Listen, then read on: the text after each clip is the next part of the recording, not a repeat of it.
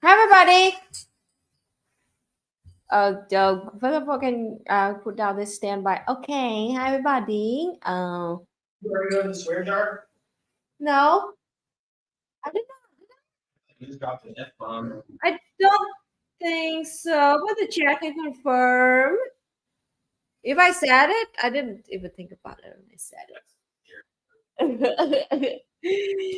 All right. Hi, this is Mooncast. Welcome to my Mooncast, and we are traveling. So that is why you see the background and actual, this kind of strange background.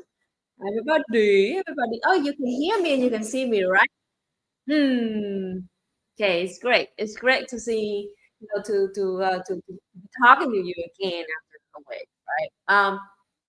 The topic today is gonna be about corruption in education system in Vietnam, which is really severe, I gotta say, and it's been very corrupt for decades. And Vietnam is starting doing something, but not fully like tackling down on education system yet because we are busy fighting against corruption in many other kind of fields, such as health, Ministry of Health. There's a lot of corruption in there too. But today the main topic today is I'm gonna tell you about I'm gonna read like 4 articles coming from the official websites of Vietnam, like the government or Ministry of Public Security, or the Communist Review from directly from the Communist Party of Vietnam, and we talk about how people using education to corrupt the system, and also how the outside forces using education cooperation to try to sabotage Marxism, Leninism in the system of Vietnam.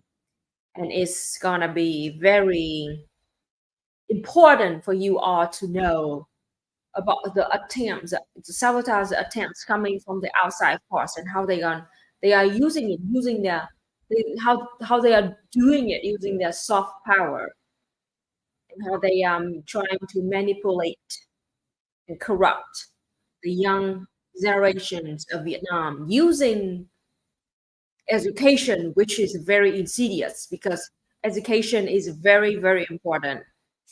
And every people need some kind of education in their life. And this became very useful tool for our enemy to corrupt people here.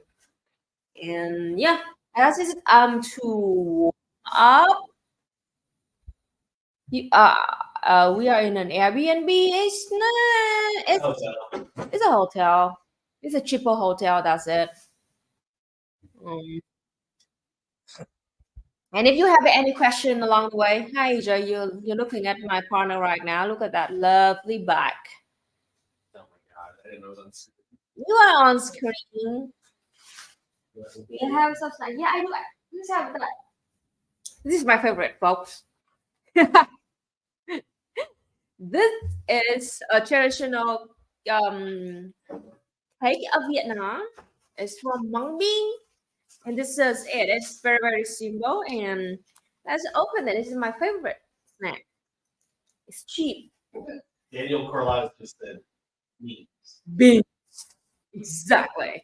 I love Been thinking beans. about them beans. Ooh. I love beans. How about you? Beans are an excellent source of protein. I like Beans. too. So this is how it looks in the inside. It's just like mung beans. They fry it or grill it, or I don't even know, and then they make it become a powder, ground it, and then they mix a little bit of milk and sugar and something else, and they just made it into a cube like this. It's not too sweet. It smells really good, like fried mung beans. Smell really, really, really good, and it's gonna fill you up very well. And it's good. Being Yes, we all love beans. But I do not like beans in Chile. That is a contradiction that I have. Really like Texas chili. I do like Texas chili. No Boring. beans. You boring. Beans in Chile not good. If you eat chili without beans, it doesn't give you enough gas. That's half the experience. Oh man, gas and beans. No kidding. But I love this. Whenever you come to Vietnam, I suggest you to try this mung bean cake. Yeah, it's good. It's something very simple, not too much of a reservation kind of chemicals. And it's the tradition of Vietnamese cake that we've been having this for so long.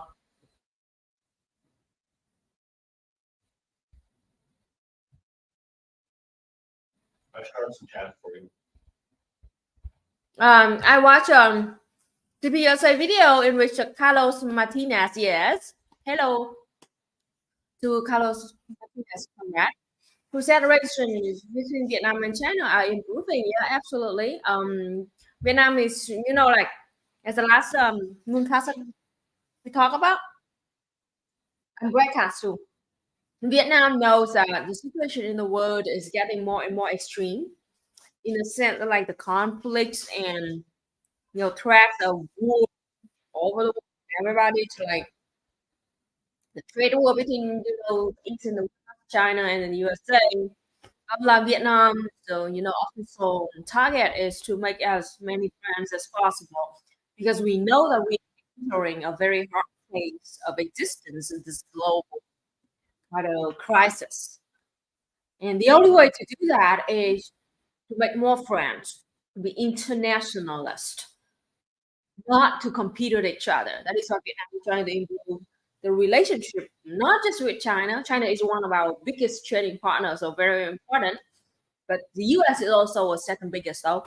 And the president of Kazakhstan is in Vietnam right now. He just came to Vietnam 2-3 days ago, and we are having some, more of conversation. We don't know yet, and they're meeting, they're talking more collaboration in the future, cooperation in the future. And this is the very, very first time I think that Kazakhstan resident came to Vietnam. So that is an open of something, more cooperation in the future. So yeah. Okay.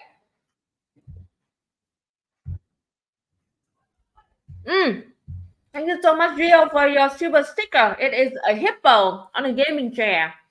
Very cute. Thank you so much. Gabi asks, can later Vietnam have a private education? If yes, why? Okay, I'll give you an answer real quick. Vietnam has two systems that kind of parallel with each other. First of all, it started with the in form like in the 50s. It started as only all the entire education in Vietnam is state owned. It means that the whole country share, one public system, public education system, where everybody, the whole country share the same set of curriculum books, they set up information, blah blah blah, from primary school to university. But then later, about like I don't know exactly, but around the 90s or late 80s, I don't know exact, but around that time, after the reforms, Vietnam was, forced into opening our economy and led the privatization into our economy, and sadly, education was one of it. So, since like the late 80s and the 90s, around that time, we allowed a second system to be in Vietnam, which is a private education system. And this is how it works. So usually so there's always public education system in nearly everywhere in Vietnam. And kids like born in the village or city or district or something, they have an option to always very cheap and affordable option to go to public schools in Vietnam, from primary schools to high school, something like that. And even in public schools, there are many other choices, many levels. So like me myself in secondary school, and I just studied in my village primary school. And then my mom found out that I was pretty much talented in learning stuff. So she decided to send me to a higher level public school, which is district level, and I had to pass an exam to do that. And I did pass the exam when I went to gifted secondary school and gifted high school. But there are always, public schools in that local area for students in that local area to join. The second choice that we added in the 90s was a private system, which is for rich kids, kids from rich family, is that they are not qualified to pass the exam to go to high quality public school, but they do not want their kids to study in the lower level of public school because they were rich, right? Yes. I think I'm sorry. I know people think I'm annoying sometimes. Like, it's not that the quality of the schools is lower. It's that they're just like not for advanced students. Yeah, they're not for advanced students. You're right. Right. 'Cause I don't want to imply. Oh, yeah. You're right. Thank you so much for reminding me that. It's like if I pass the exam, like I passed the exam, I had to study more, and it was a pain in the butt, and I did not like it. But I mean, I just passed a freaking exam, so yeah. And then so those rich family, the kids cannot pass the exam, but they do not want to study in that public school system that they already have. So they have a private school system for them to join. They pay a way higher fee, blah blah blah, and that's mostly it. So that is why we have a two parallel system from public sector and private sector. But public is still the best quality with the lowest price. That every student will try our best to go to public schools and private. And no, we don't actually um, appreciate private school system very much. Just in terms of high schools, I don't know if this is just for Hanoi. So I'm trying to put the numbers on this. Mm-hmm. But it says What? Hanoi in Hanoi. What? Shit. Yeah, okay, in Hanoi, Mm-hmm. 21% of students go to private high school. Yeah, see, Hanoi is the biggest city, like the second biggest, the capital city of Vietnam, and only 21% of students go to private sector. That's how unpopular it is. That's actually higher than that's in Hanoi. In Hanoi, the biggest one, this is packed with private schools here, It is packed with private school. In like my hometown or something, in the middle of nowhere, I think the whole district has one private school or something.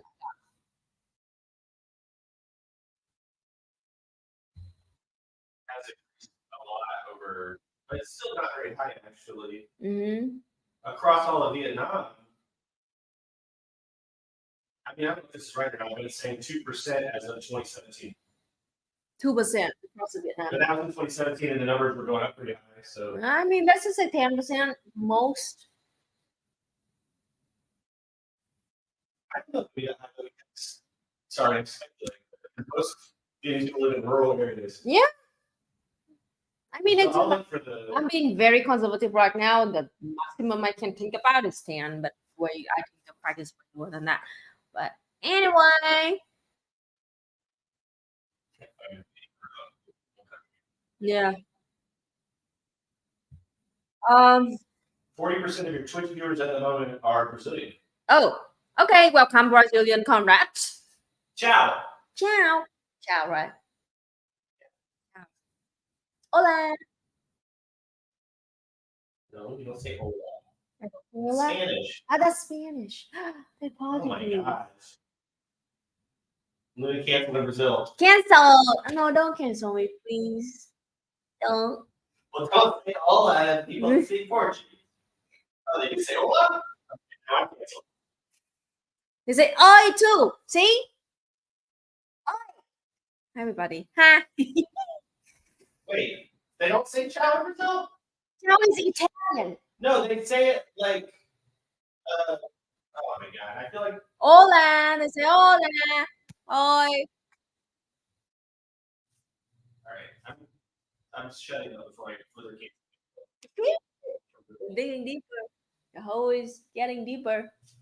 All right, any yeah, Gray said that was Italian, EJ. Cool. I'm looking it up. So, because that's it. Basically the brief summary of education system in Vietnam. Apparently, ciao in Portuguese means floor. So I just said floor to my audience. Floor. Or ground. Gosh, so embarrassing.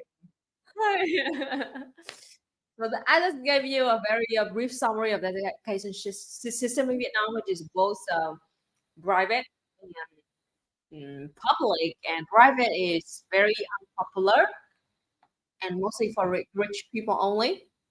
And private, every like students still fight each other to go to public, the best quality public schools. I my whole life I just went to public school, to be honest, from even from kindergarten to university, all public. So that's it. I mean, To a national school, right? yeah, I went to national school. Absolutely, that's public. Okay, And they do say in Brazil. Sorry for that. You can use oi, which is more. mm, And ciao means goodbye. Also.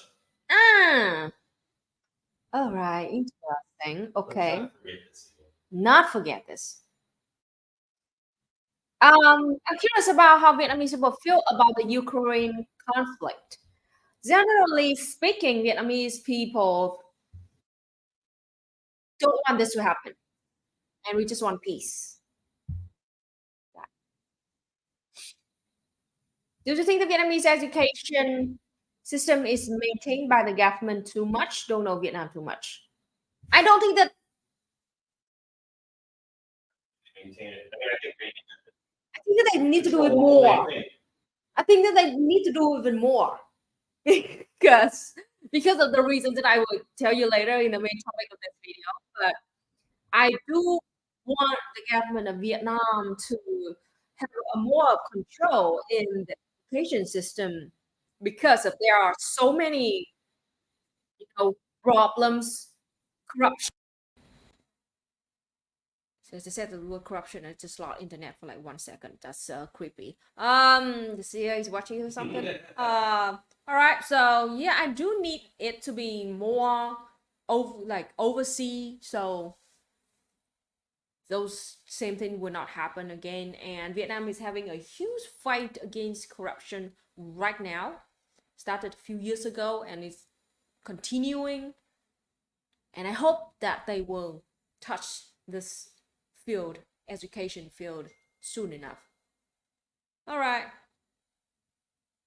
Kenny Chingo, another Vietnamese comrade, totally agree with me. The Vietnamese government need to maintain the education more. That's true. Chuẩn luôn, đúng rồi đấy. Chán lắm rồi. Okay.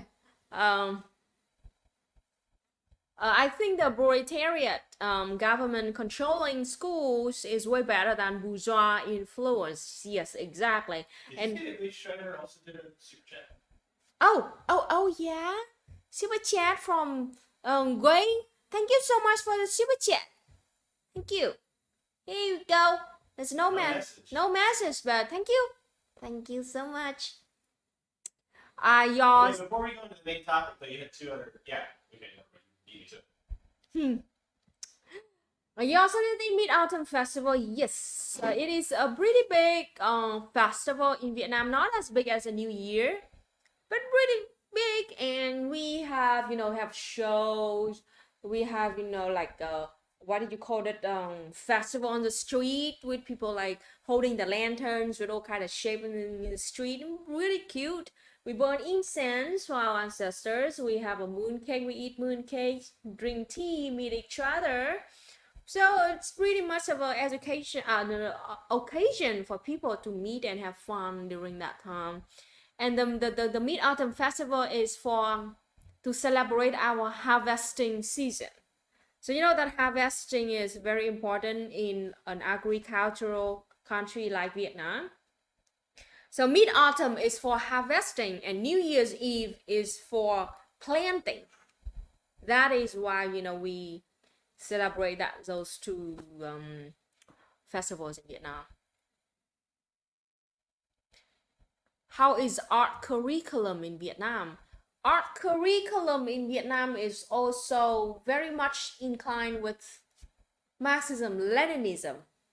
Can you believe that? Remember when we translate the book, the curriculum of Marxism, Leninism in Vietnam, and we got a lot of notes and quotes from the actual art curriculum in Vietnam, talking about the content and form of something and a content and form of an art. That how it's similar or different from an art definition of it. So pretty much interesting. And Vietnam also have all kind of arts because we are also very artistic people. So it's gonna be a little bit different because we learn at the same time with Marxism, Leninism, and the ideology of communism. So gonna be very interesting. Do you have Chinese at school? It depends. So in high school, there are only in like gifted high schools, like my high school that I joined, and only one gifted high school in every province. So super rare like that. So because at that schools we can learn advanced stuff. So we can choose either French, Chinese, Russian, English, Anh, Pháp, Trung, Nga. Yeah, that's the 4 languages that my high school student can choose. I chose the literature, and the literature would come with English. But there are students who study in like Russian class, Chinese class, French class, something like that too. And in university, if you go to foreign language university, you can also choose the department of Chinese or French or Portuguese, Spanish, Espanol, all kind of language, even Arabian too, all kind of language you can choose. And in my school, because I specialized in English, so in the the 3rd year of my university, we were forced to study a second foreign language, and we had 2 choices. It depends on the availability of our department. So in my year, we had 2 choices between French and Chinese, and my whole class decided to choose Chinese. So actually, I can speak Chinese too. So that is yes. The answer is yes for you. We do have a Chinese in schools, usually high school and a university.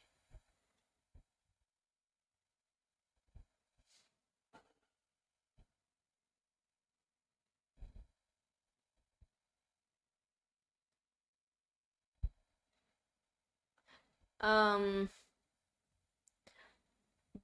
this is a very interesting. Confucianism, Confucius Institute in Vietnam. No, we don't. We don't have. So like we have phương Đông học. So khoa phương Đông học. We call it like Oriental study in Vietnam or something like that. And in that we There's can. a Confucius Institute at MO University. There is Confucius Institute. It's a Chinese institution to teach Chinese around the world. I did not know that. Never heard of that. Okay, so we do have it. Sorry, I was wrong. We do have a Confucius Institute. That is funny. You should go there. In my high school, we had the choice of Spanish or French. We had Spanish, French, and Latin, I think. Oh, really? If you have to read 4 articles today, I think you should get into it. I know, doing it right now. Just recommendation. Oh, super sticker. Silver sticker. From Deanna Troy. Oh, Diana Choi. The fake psychic.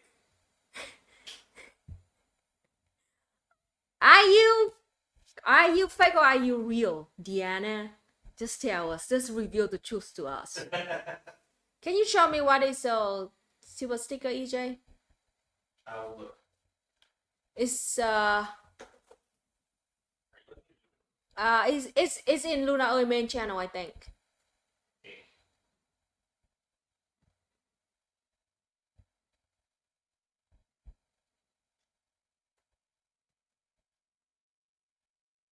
Deanna Troi is one of our favorite characters. Yeah, we continuously have argued.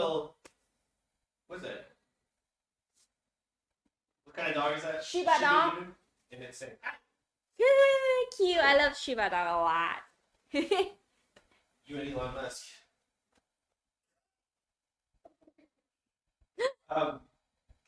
Okay. Yeah. Okay, let's get to the main article today because we have a 4 to read, so a lot of information right here. All right, so first of all, let me translate this into English. I'm sorry, it's just Vietnamese, so where is it?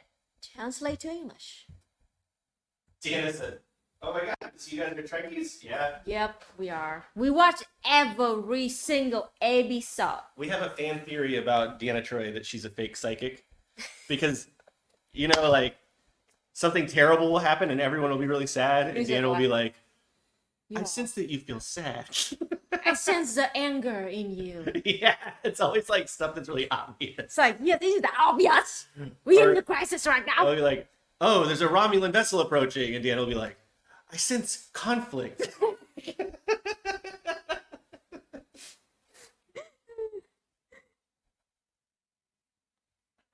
She's cold reading.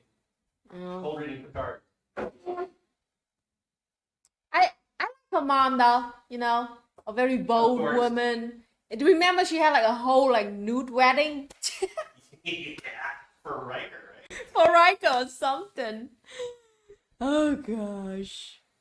Laxana. Laxana, exactly.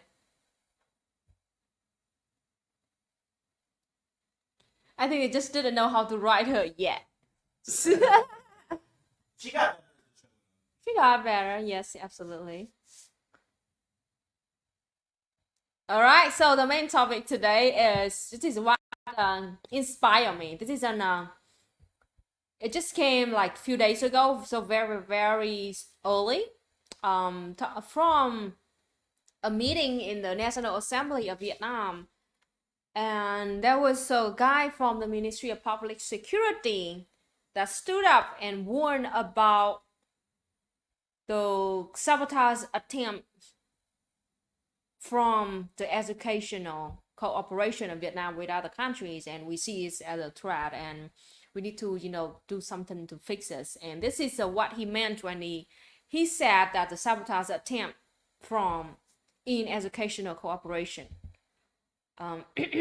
Lieutenant Lương Tâm Quang, Deputy Minister of Public Security, has issued a warning to the education and training sector about the phenomenon of abusing international cooperation to cause ideological distortion and internal sabotage. That is the guy. Talk about that in the meeting. All right. Okay. Through the work of ensuring national security of the Ministry of Public Security, it showed that the plot to take advantage of international cooperation in education and training to create a class of people whose views and ideas are not in line with the views of the party and state. Long story short, it just means like whose views are not Marxist-Leninist, anti-Marxist-Leninist. That's what they meant. So, yeah. Yeah.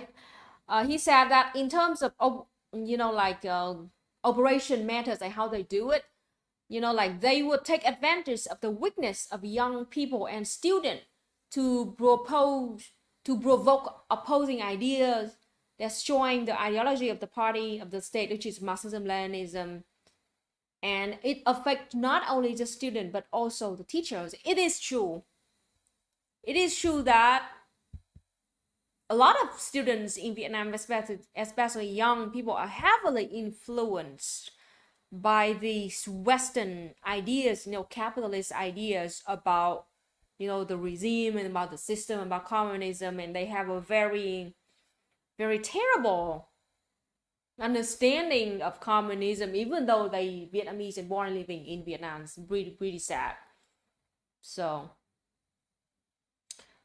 yeah, the public security ministry will evaluate and coordinate with ministries and sectors and to advise and how to take it down. So it is a short like this but long, but this is how we start the thing. And let me talk to you a little bit more about and how I in my life encounter a lot of people like this.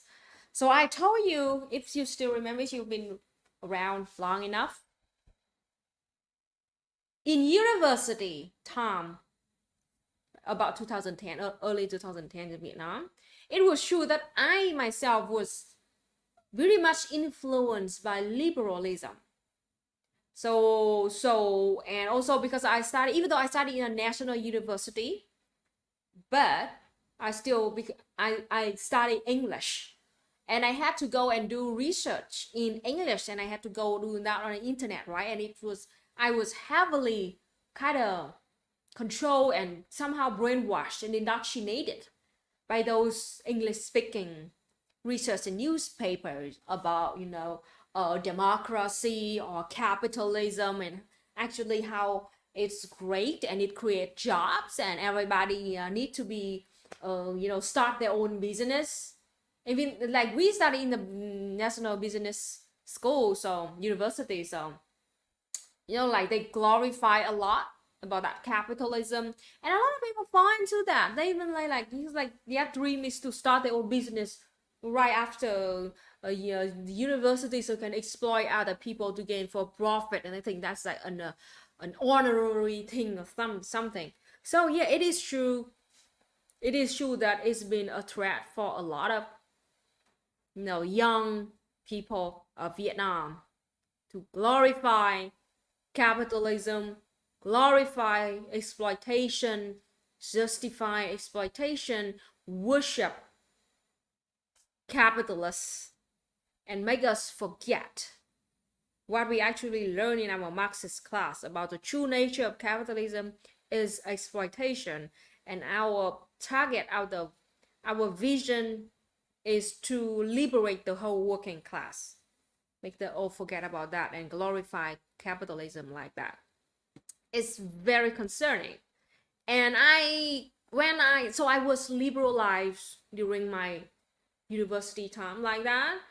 And when I work in actual companies in Vietnam, a bunch of companies in both domestic business and international corporations, only through like struggles and difficulties and all the unfair and exploitation that I had to go through, there's something click in my mind that this is very wrong, and something is very wrong with this. Nobody deserves this. And that was when and also around the same time I met EJ, and we both developed each other. It was why I brought back, I remember I learned back all the knowledge that I already were educated about capitalism, to realize why it's like this, and all the liberal lies that I was fed in university, they're all like very destructive and insidious, evil, like that. So, and that is the story about domestic Vietnam. Things even worse for students who go out and study abroad. They are exposed to the direct indoctrination from Western education system. And that is very dangerous. Very, very dangerous. Now let's move on to the second article. They talk more about this in details, about all the schemes that they did, the tools that they use. You can understand it more, and along the way I will pause it and break it down or give you more actual examples of how we've been like sabotaged by these horrible people. So this article is from 2018, but it's still very you know, like true to this day, even more true, because they just never freaking stop. All right. The new sabotage tactics of hostile forces in the field of ideology and culture. All right. Over the past few years, with many tricks both openly, blatantly, and covertly aimed at sabotaging, smearing, attacking Marxism, Leninism, Ho Chi Minh's thought, the party is guideline the new culture of the nation, but without bringing result. Okay. Hostile forces are adjusting those tactics to transform the political regime in Vietnam. You know, this communist regime in Vietnam.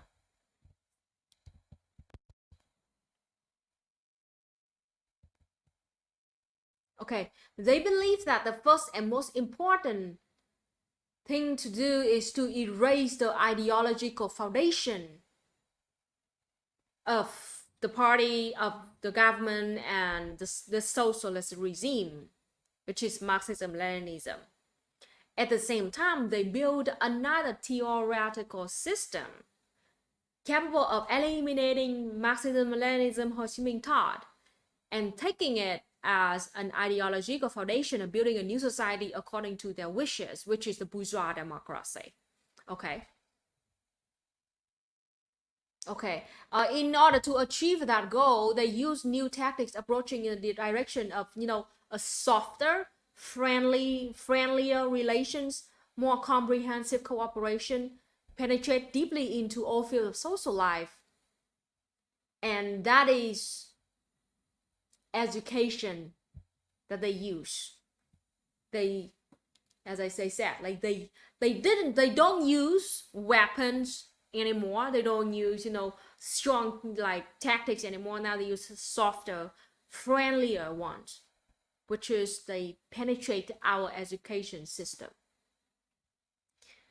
Oh, the English translation by Google is bad, so I have to like read, you know, behind the lines so actually you can understand it better.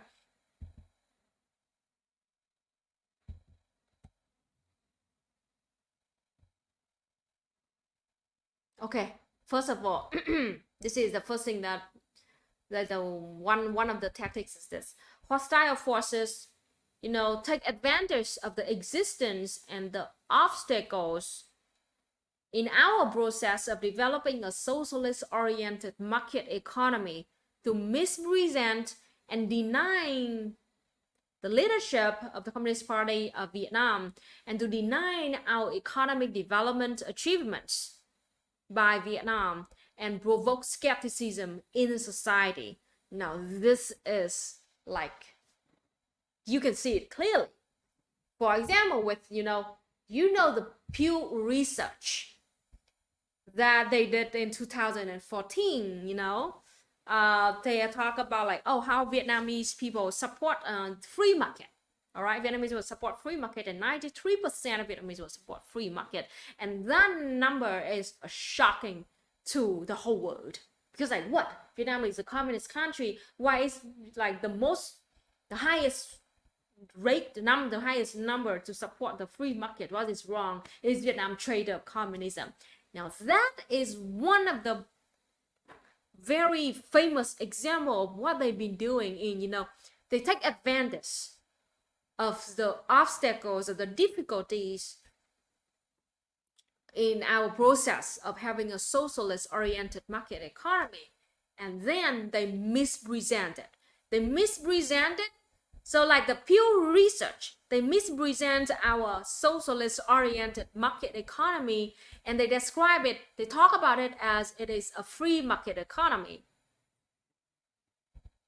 And therefore, all the achievements that we have is all the credit for actual free market or capitalism.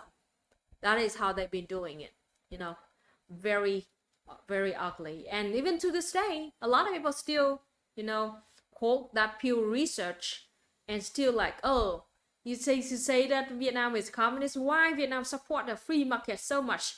They do not know that number is a total lie. They fabricated it. They manipulate the information. They manipulate the translation to mispresent our system and to give all credit to capitalism. Huh? Don't bang your computer. It's picking up on the mic. Oh, really? Sorry. All right. It was like Khrushchev. Exactly. I can't. We were Can't very stop Americans. Americans. Who are those losers? You know about the Khrushchev speech? No. He took his shoe off and he was beating on the podium, and he said, "We will bury you, Americans." Yes. Okay, so taking advantage of this situation, which is, the socialist market, the socialist-oriented market economy, and all of our difficulties and obstacles we have to go through, they then provoke the demand of economic democracy. Okay, asking the party and the government to develop a market economy in Western style, which is free market, capitalist free market. Yeah, they mispresent it, and then they deny all the achievements, and they exaggerate all the obstacles and difficulties we still need to overcome, to like, oh, that system is bad, let's introduce Vietnam to economic democracy, where just privatize everything, and let's have just a free market, no regulations whatsoever, no price stabilization programs whatsoever. Just let the individual hand fix everything in the economy of Vietnam. Yeah, that's what they've been calling a lot. At the same time, it calls for democratizing the government. They act like this is not a democracy already. That is why they call for democracy for the government of Vietnam, blah, blah, blah. I mean, yeah, it's a very much very useful tactics that they use to indoctrinate you by calling for democratizing the government of Vietnam. They put the idea in your head, oh, that means that the government of Vietnam right now is not a democracy. That is why they call for democracy in the government of Vietnam right now. That is a very insidious indoctrination that they are trying to put in your head. That is why they've been calling this Vietnam, the government of Vietnam, as authoritarian, totalitarian, no democracy, blah, blah, whatsoever. The point is to put more of a control, privatizing, put more of control of capitalists into the government of Vietnam, because now it is a dictatorship of the proletariat. They want now the dictatorship of the bourgeoisie, just like the bourgeois democracy that they have in the home country. They even cause riots and subversion, proceed to eliminate the party's leading role with the Communist Party of Vietnam, because the point is to stop the existence of the Communist Party of Vietnam and bring other parties such as liberal parties or a Republican Party or a Democrat Party like in the US. That's what they want. Okay, they implemented the policy of pseudo-friendliness, penetrate deeply into the operation of the economy, create conditions and opportunities to reach out widely to subjects and classes of people, to build forces, provoke and destroy ideology foundation. Yeah, okay. All right, so the point of this part is to say, like, they do not act very hostile anymore, use a weapon or openly criticize it anymore. They are being very friendly to us, but this is a pseudo friendliness, because behind the lines is they want to indoctrinate us from the inside.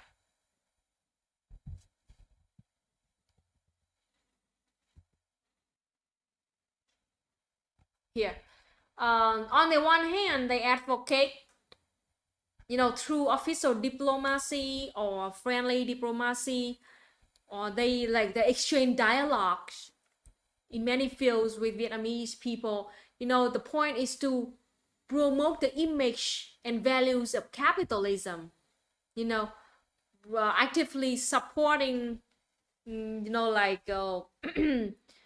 hostile, opportunistic, and right-wing extremist pro-Western ideas. All right. So, for example, there's a lot of like organizations in Vietnam, especially NGOs, that they go to Vietnam and they said like, actually like Vietnam needs to approve in this and we can help you with that. And like, actually, yeah, we are still a poor country and we need a lot of help. And a lot of people will go and overcome, like welcome them, welcome those NGOs to Vietnam, and to help us. But behind the lines, behind those friendly meetings, they slowly sneak in the Western ideas. For example, USAID, a very famous state-backed non-governmental organization in Vietnam. All right, the US-backed NGO in Vietnam, USAID, right? So their point is they go around the world, and the front talk, the public talk, the front talk, that they go around the world and they have people in the world who are in need using American money, right? They came to Vietnam, and of course the problem is in the LGBTQ plus community in Vietnam, that I am one of them. So we still need a lot of development, and we need a lot of help. And USAID came and said, hey, I can help you, blah blah. So like, it's great, right? Like, we need help, we need money, we need to be more open to the public, and in order to do that we need money. And they came and, okay, we can send expert to help, you can send you some money. So that's great. But on the other hand, the back talk, here's the disgusting thing, the back talk. Why are they helping the LGBTQ plus community that I am a part of? They also spread the ideas that Vietnam, the government of Vietnam, the Communist Party of Vietnam is queerphobic, and the West is really awesome and super friendly and awesome, totally free to LGBTQ plus community. They spread like a whole false awareness about what's actually going on in Vietnam, what's actually going on in the US, to be exact. So they do not educate us about how queer community in the US is being exploited, is being slaughtered, being murdered on the street, and all the phobic we have to deal with over there. They don't. They just. Did you know business owner just got shot and killed for putting up a pride flag? Wow. That, yeah, they never tell us that. They just tell us like how great America is, how free queer people in America is, and how Vietnam is horrible place, and that is why you need to end this authoritarian regime and to build a new one that follow like the system in the US. That is the back talk that a lot of you do not know about, because it is made just for Vietnamese people in Vietnam who are desperate and who are in need. It's rainbow imperialism.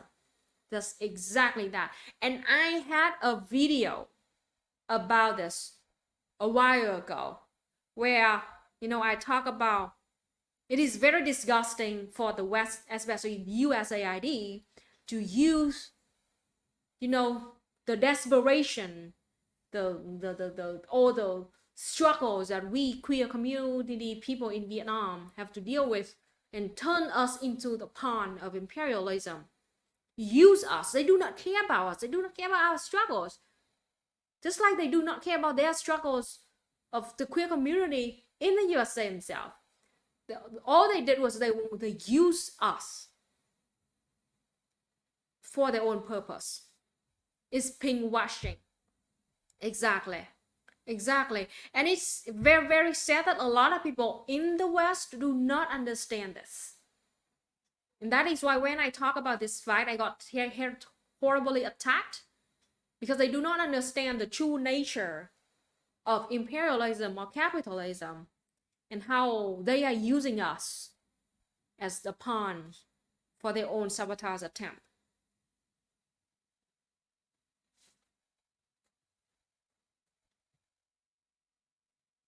They especially target the youth because they know that younger generations are our future. Exactly, that is very disgusting, but that is true. Young people, like people who do not have a lot of life experience yet, they have their own griefs, their own struggles, and they redirect those struggles instead of making young people understand what is the true nature of those struggles and what is the real cause for those struggles. They use those struggles and then redirect them and blame Marxism, Leninism for it, blame communism for it.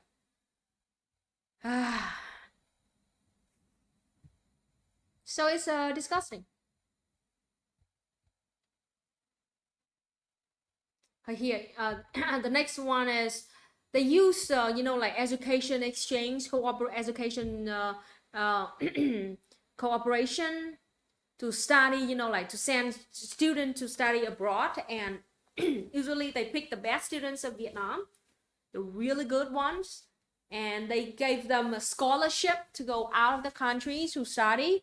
And outside of the country, totally the best students of Vietnam got exposed by capitalism and imperialism, and how they turn our best students into our own worst enemies. That is really sad, but it's true. A lot of friends of mine, I cannot name any names, but a lot of friends of mine, they are very enthusiastic people, very good, ambitious student, and they had a good scholarship to go study in the UK and in the US. And before that, they just like very happy, decent students, well educated. But after a few years, they came back, and I can tell you that their views just totally, absolutely different. They turn into very reactionary version, where they literally they have a deep hatred for socialism, communism, and they glorify a lot of the the Western system, or how great it is. And it was so tiring and sad, seeing those people they live over there, they must see the problems there. But no, once they go back to Vietnam, they forget all the bad experiences they had. All they remember is how good the West is, and they look at Vietnam and they deny all the achievement that they have, and they just only cherry pick the problems that we still have, and that is they use that to justify, Vietnam need to have a true democracy. Vietnam needs to have a many other parties so we can have a true democracy. Blah. Vietnam need to privatize this, privatize that, because I look at the West, it's so good, so great, it's so rich. It's really sad. How does someone look around in the US and think it's better? I mean, brainwash people. They intentionally do that so it can serve their own narrative.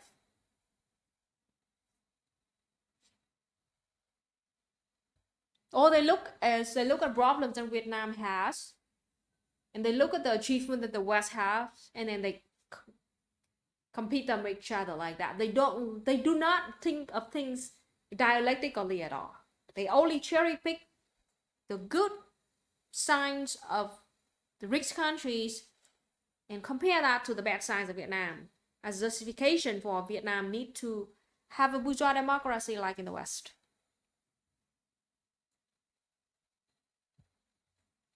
The US government is privatized, so I have no idea what CIA says when they say true democracy. This is dystopia. Not many people know about that.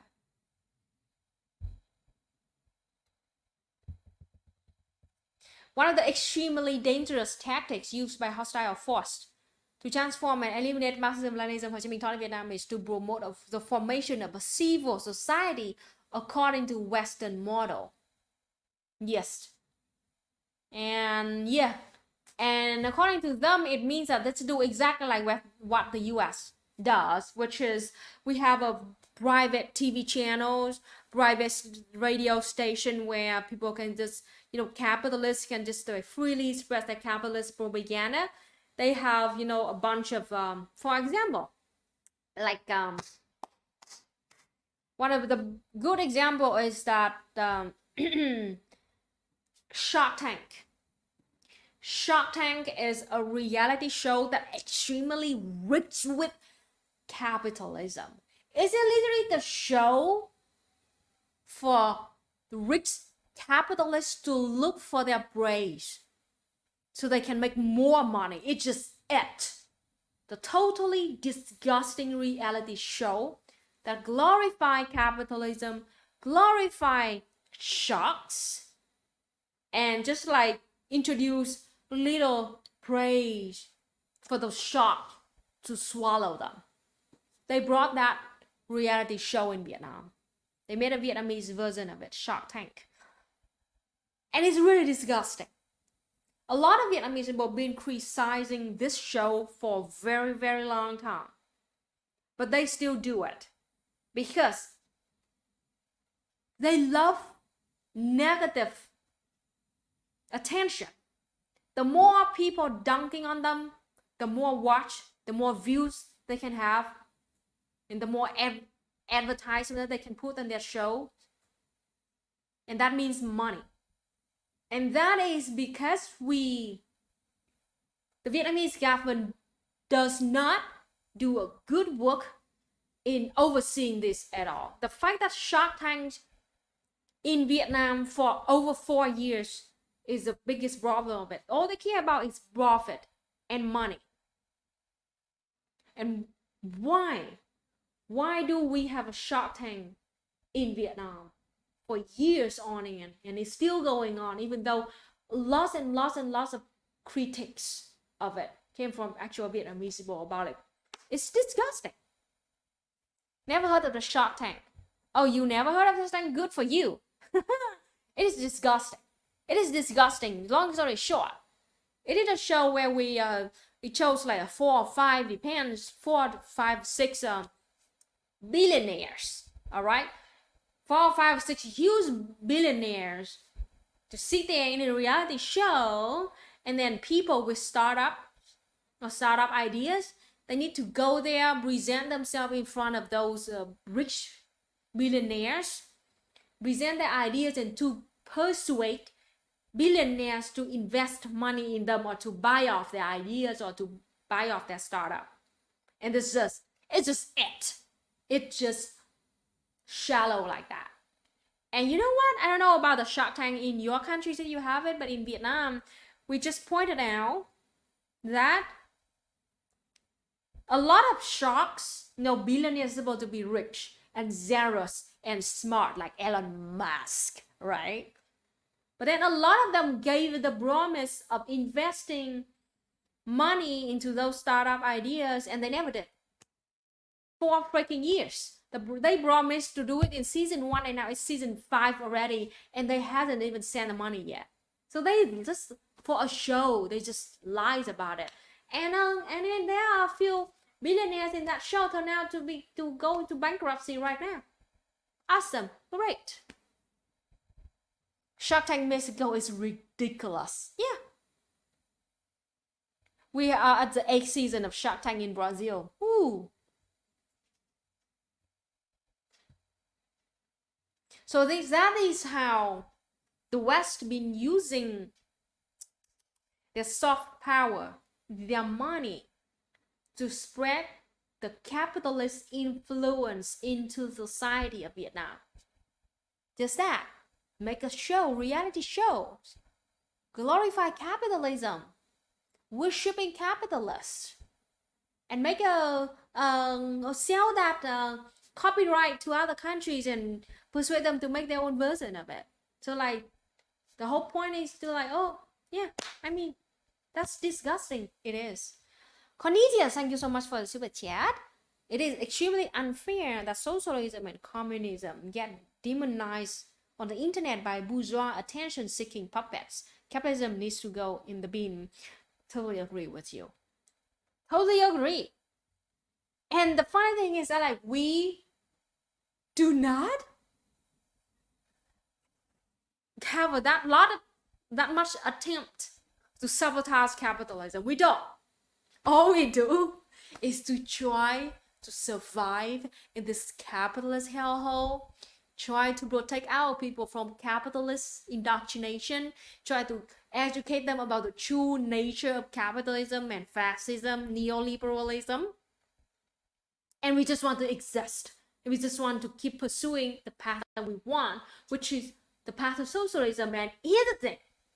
If the West is truly believe in democracy, shouldn't they like respect our own choice? Cho the millions of Vietnamese people had our own choice that hey, we want to pursue socialism, a different path to see what will turn into. And if they really, like they are really advocate for a free market of ideas or free speech or democracy, shouldn't they like respect what our choice is?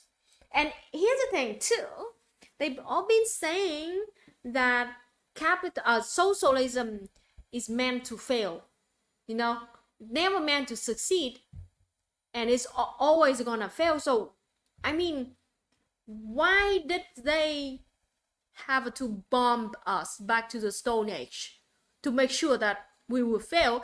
If socialism and communism is meant to fail, why don't they just leave us alone? Because we're gonna fail on ourselves if they write about it. If it's true, right? Just leave us alone. And if it fails. Why do they have to spend billions of dollars on genociding our country, killing our people, spray toxins on our people to kill generations of Vietnamese people, bomb us back to the Stone Age, and yet we're still on the path to socialism? Seriously.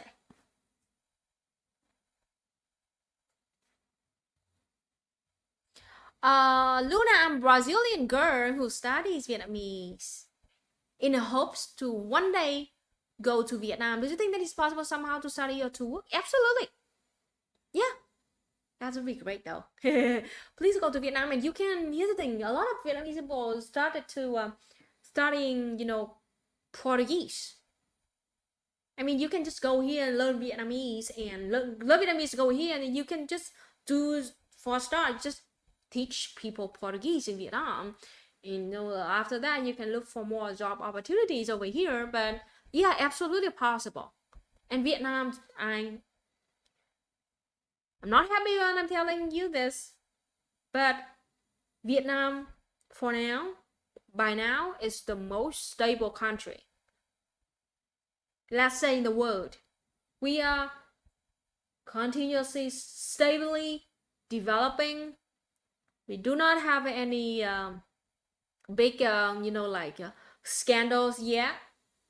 Our politics is stable, our people are friendly, our economy is developing slowly but steadily, our agriculture is very strong and powerful, so our people will not go hungry. We have a bright stabilization programs to make sure that essential foods will be affordable to everyone, especially to poor people. So I mean, it's gonna be a very stable country.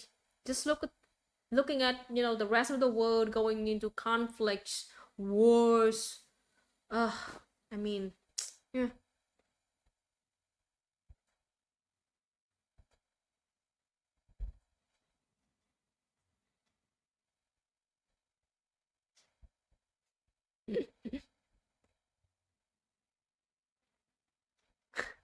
If socialism always intended to fail, why does it need sanctions and embargoes against some socialist country like Cuba or North Korea? Exactly. Just let them fail on themselves. Just let us prove your point. Why did they have to sanction Cuba over 60 freaking years already? My goodness. And it's such disgusting seeing still sanction Cuba and North Korea. Gosh. Jeez, how evil you must be to really do that continuously for 60 freaking years. Horrible. All right, that is, I think we can finish the article right now, kind of most of it. Okay, the next is like the use of, like, social media like Facebook, bloggers, radio stations, reactionary Vietnamese exiles to propagate, distort, slander, call for democracy or human rights, or here freedom of speech, freedom of the press, and competition in media, blah, blah, blah. They use all of their means to sabotage our countries. Like, oh my God. Just look at the amount of reactionaries online call for, human rights, criticize Vietnam human rights, or no freedom of speech whatsoever. Here's the thing. I'm not saying that Vietnam is perfect. I'm not saying that Vietnam has no problem whatsoever. No, because we still have a lot of problems. But the whole point is that we have to understand, why do we still have those problems? Where do they come from? And how do we fix them in the future? We do not just look at the problem, look at the issues, and instantly calling for, oh, that is because Vietnam is communist. It's bad because Vietnam is communist. Like, no, it's not. Communism is not the cause of these issues. All right. So like Vietnam still have. I'm sorry. Do not knock the computer. Sorry, EJ. Vietnam still has poverty. Is that because of communism that caused poverty in Vietnam? No, absolutely not. The poverty came from actually 100 years of colonialism by the French, another 25 years of imperialism from the US, another 10 years fighting the Khmer Rouge that is backed by the US, Jimmy Carter. At the same time, when we were actively fighting against the genocidal regime of the Khmer Rouge, we were heavily, comprehensively sanctioned by the USA and the rest of the world in the United Nations, because the US has controlled the United Nations at that time. That is poverty that we have to deal with. Imagine a country that continuously have to deal with those problems. Of course, we have a poverty. It's not because of communism. Actually, it is communism that Vietnam can fix our poverty rate really fast. Imagine, in the matter of just 20 years since the sanction was lifted in Vietnam, from the early 2000s, now it's 2023. Now, Vietnam only has 2.75% extreme poverty in our society. Only 2.75 extreme poverty. And we will eliminate extreme poverty in the next 2 years by 2025, our official target. Now let's wait until 2025 to see if we can reach that target or not.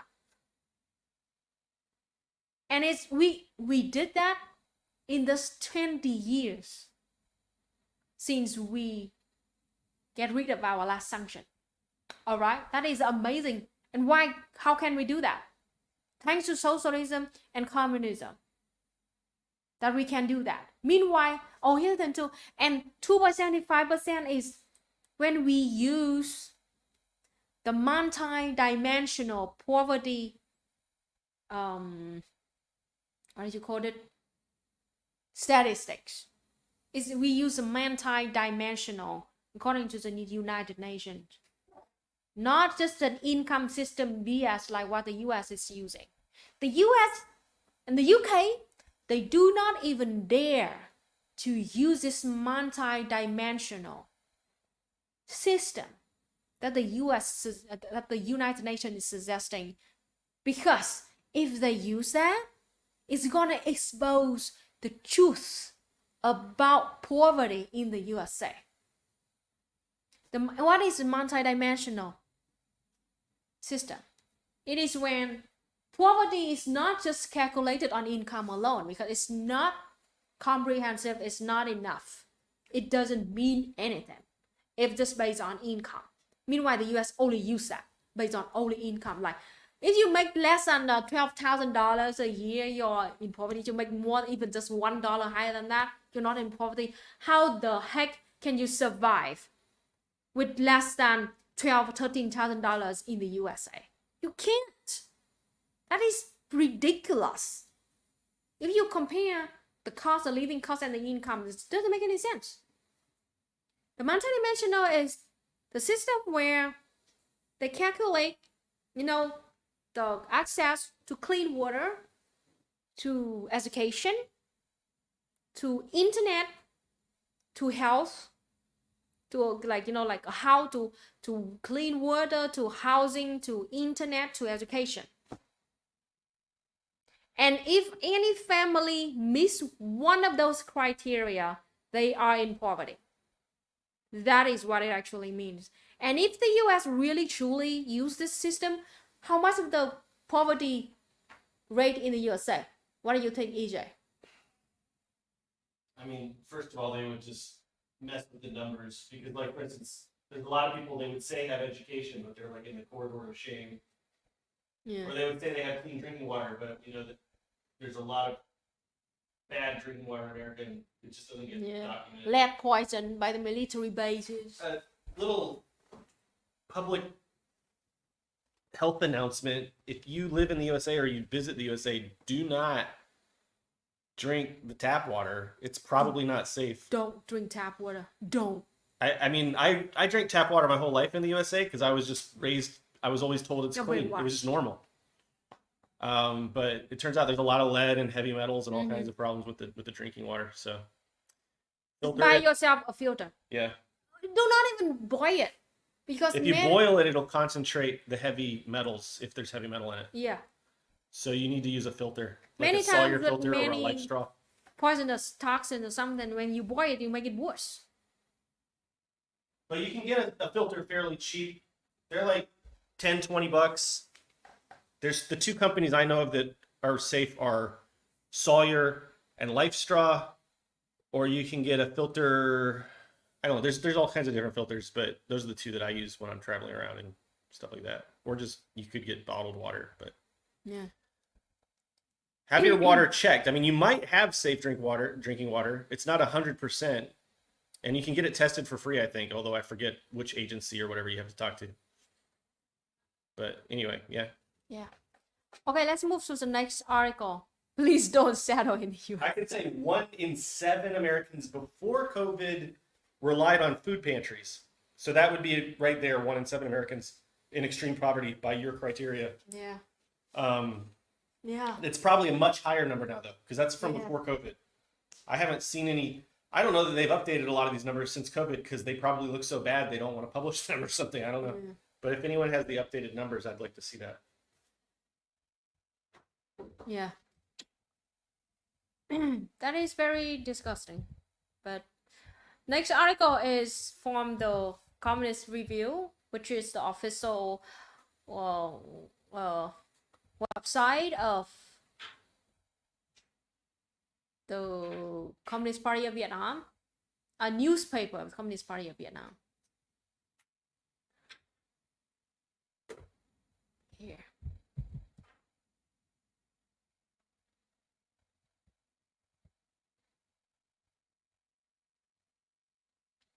We're talking about to identify tactics from our enemies. Translate to English here. Identify methods, tricks, new manifestations of sabotage by hostile forces in the field of current thought and theory. All right. Let me show it to you real quick, this article. Okay. All right. The purpose of opposing our party of hostile forces in the field of ideology and theory in the periods has not changed at all. But due to new characteristics of the current political, economic, and social defense, security, and foreign relations situation, their methods, tricks, and manifestations has changed and become more sophisticated and complicated, making it not easy for many cadres and party members to recognize, to fight, or to prevent in timely and effectively. Okay. The highest and strategic purpose of hostile forces against our party in the field of ideology and theory is to alienate our party and people from the goals and ideas of national independence and socialism, to distance ourselves from Marxism, Leninism, Ho Chi Minh thought. That is to make our party cadres and members give up the ideological foundation, and to abandon the worldview, scientific methodology, and guidelines for action of the party. To accomplish that purpose, they use all sophisticated and cunning plots, trick methods to adapt to all situations or objects or different times and circumstances. The struggle in the field of ideology and theory of our party and state is therefore extremely complicated, posing many new issues that require new thinking and more effective action. In fact, it is difficult to separate the plots, tricks, and method of sabotage of ideological and theoretical hostile forces toward our party and people today. They are intertwined, hidden in each other, very sophisticated, difficult to identify under many different colors, levels, and they confuse the real and the fake, the truth and the false, making it difficult for people to distinguish and easily to confuse people like that. However, we can identify these conspiracies and sabotage tactics in the following main manifestations. So this is us teaching you how to identify those sabotage attempts. First, denying and opposing the leading role of the Communist Party of Vietnam. Yes. In terms of ideology and theory, they always try to deny the leading role of the Communist Party of Vietnam. They spread allegations that the Communist Party of Vietnam's monopoly on leadership is undemocratic, autocratic, frivolous, and like stifling democracy, that political pluralism and multi-opposition must be practiced in order to have a democracy in the party and social life. They demanded the repeal of Article 4 of the Constitution of Socialist Republic of Vietnam, denying the party leadership. This is not new, but it's been a long reign trick, in order to carry out to the end of our party. Okay. From the normal logical propaganda that quote unquote there are many competing parties that are democratic, they ignore our party's purpose of preserving in the struggle to eliminate all injustice, bring equal rights, exercise democracy, true mastery to the people. Okay. For nearly 90 years, now it's actually more than 90 years, the party has led the revolutionary cause of liberation, bringing out people from slaves to free people, mastering and building the country to constantly develop as it is today, standing shoulder to shoulder with other countries in the world. The plot to undermine the absolute leadership of the party with many blatant arguments in order to entice ignorant and disgruntled people to believe and demand, actually this is a liberalism, not good translation, and demand liberalism and multi-party, something like that. So yeah, they totally forget that who actually brought Vietnam to this self-determination today. It is its Communist Party of Vietnam that won against colonialism and imperialism and fascism. It is this party that freed Vietnamese people from slavery. They totally forget about that. And then they, sabotage us and they confuse people and they only, brainwash our people with those lies about this is not democracy, this is authoritarian, blah, blah, blah. Okay, so yeah. Currently, before the renovation and international integration of our country, hostile forces are trying to promote liberalism, the absolute market, absolute free market, getting rich at any cost, rejecting the theoretical views of Marxism, Leninism, and Ho Chi Minh thought. You see, we criticizing their liberalism, a very biased idea The whole point of liberalism is to maintain the status quo, maintain the control position of capitalism. By sophisticated plots and tricks, they come up with a way of arguing in a formal, logical way that Marxism was born more than 150 years ago. The historical context has now changed, so the Communist Party of Vietnam cannot hold on to that outdated doctrine as its ideological foundation guidelines for this action. From there, they mispresent that a party whose ideas and theories are outdated cannot have a basis to lead the country to develop when objective reality has changed. They blatantly rejected Ho Chi Minh's idea and argued that Ho Chi Minh was not a thinker, but only a practical activist. So he did not, so actually like Ho Chi Minh thought was not like considerable. They ignore Ho Chi Minh's ideological values, which is rich in theories and national liberation, class liberation, and social liberation. And that has hand in hand with Ho Chi Minh was just a nationalist. Exactly, I was about to say exact same thing. They like, Ho Chi Minh was not a thinker, he's just a practical activist. He was not a communist, he was just a nationalist. Oh my gosh, disgusting. By conspiracy and trickery, using formal thinking instead of dialectical thinking, they oppose and reject the ideological and theoretical system of our party. Okay, oppose and reject all of that. They also blatantly deny the great and historical significant achievements that our party and the people have achieved through more than 30 years of renovation. The achievement has greatly changed the face of socio-economic life, maintained the path to socialism that is recognized and embraced by the whole world. However, they still deceptive, ridiculous, and enticing many people due to their ignorance, limit their thoughts, blah, blah, blah. Okay. The next is, they oppose the national independence and socialism line of our party and our people. The hostile forces always consider the national independence and socialism line of our party and people as target of resistance.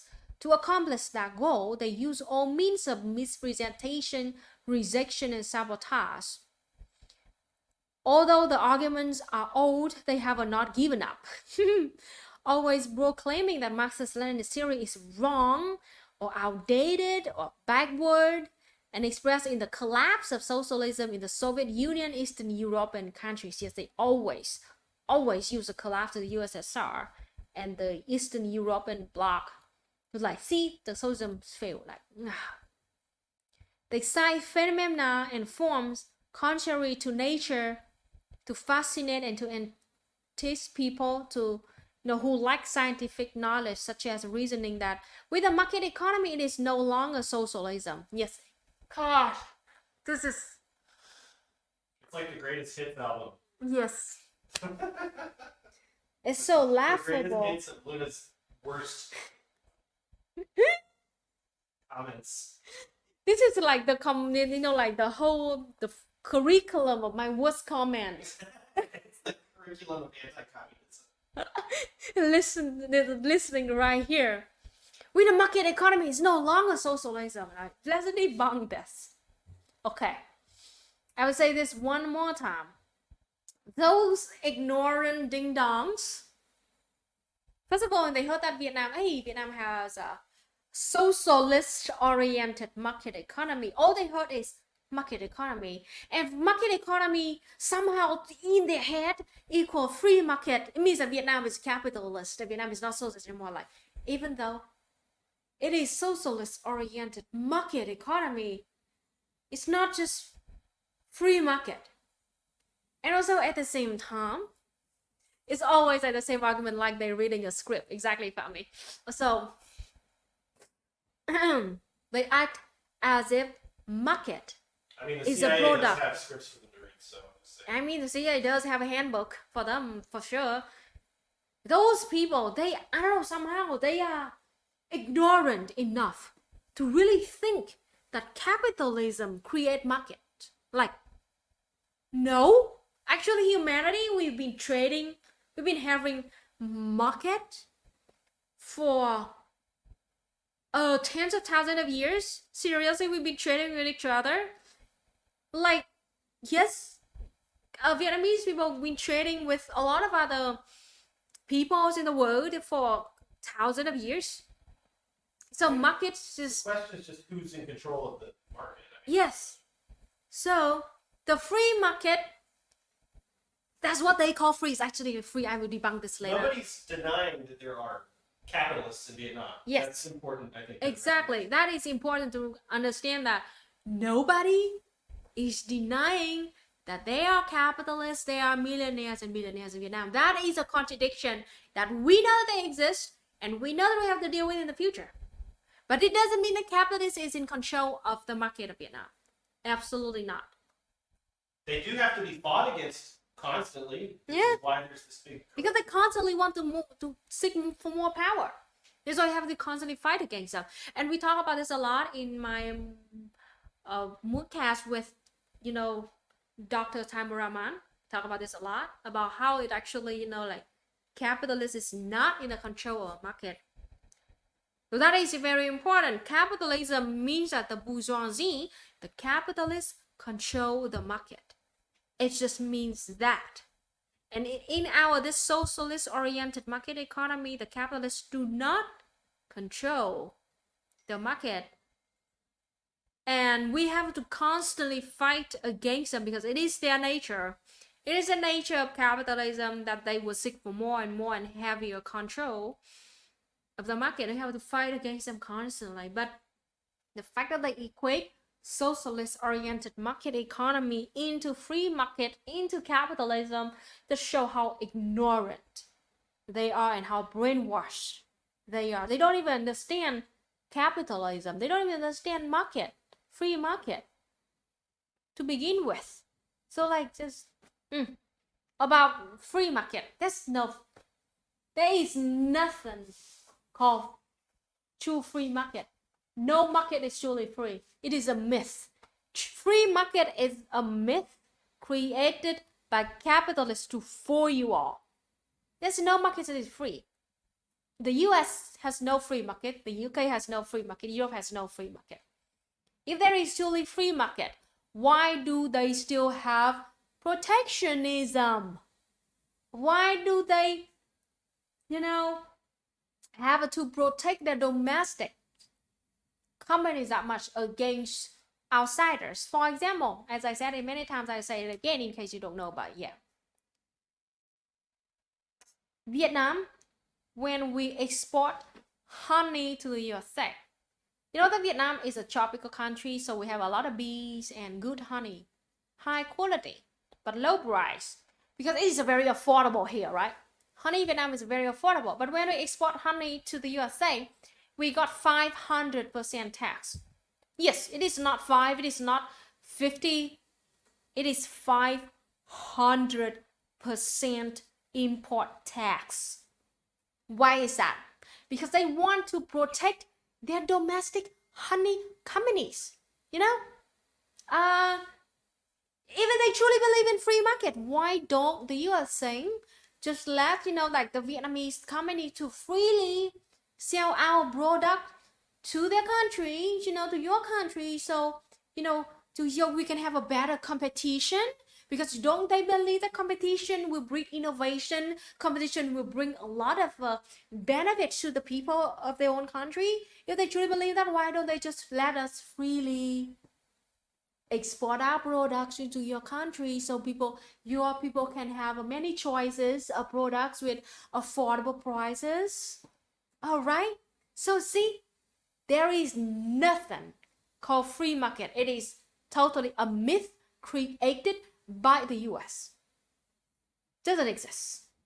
Actually, in capitalist country with capitalist market, it is the most heavily controlled market in the world.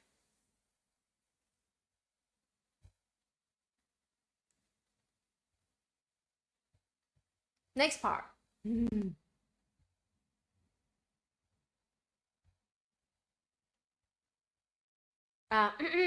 Okay. Next argument is an anti-communist argument is socialism is not mankind's goal. It is not the goal for capitalists, absolutely, But like for the 99% of the humanity, the working class, yes, socialism is the goal. What is socialism? Socialism just means that the workers can have, like own our own means of production, have a strong, powerful economy, have a express our voice to the people, have a decent lifestyle, have a housing and food and clothes and education and healthcare. It just means that. Tell me who do not want that. Tell me who in the world do not want to have house, do not want to have food, clothes, education, healthcare. Tell me who do not want that. This is ridiculous. Socialism is not mankind's goal.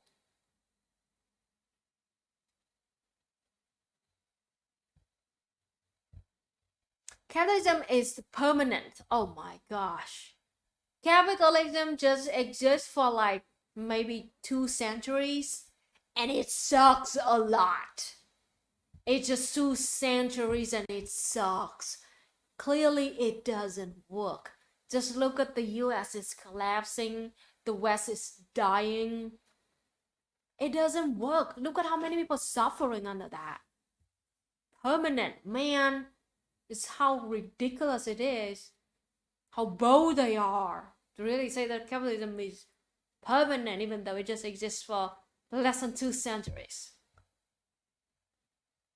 The Communist Party of Vietnam and the conservative Vietnamese people maintain that the capitalism is against the rules, not suitable for the new area, blah, blah, blah. Yeah.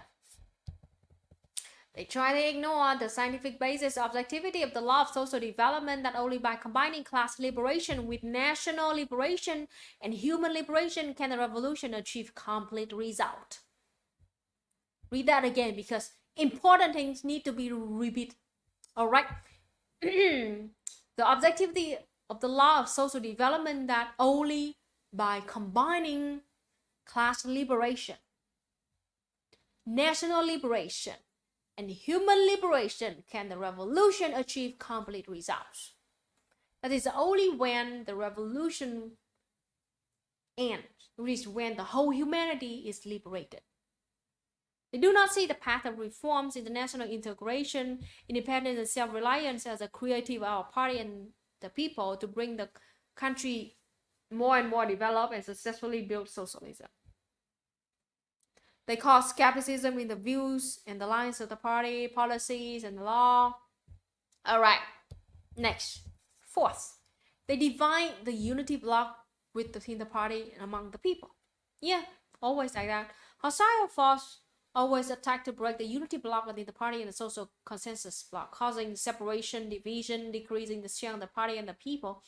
They divide even within the party, between the party organs and authorities at all levels, fabricating about the formation of this faction and that faction to cause confusion among the people.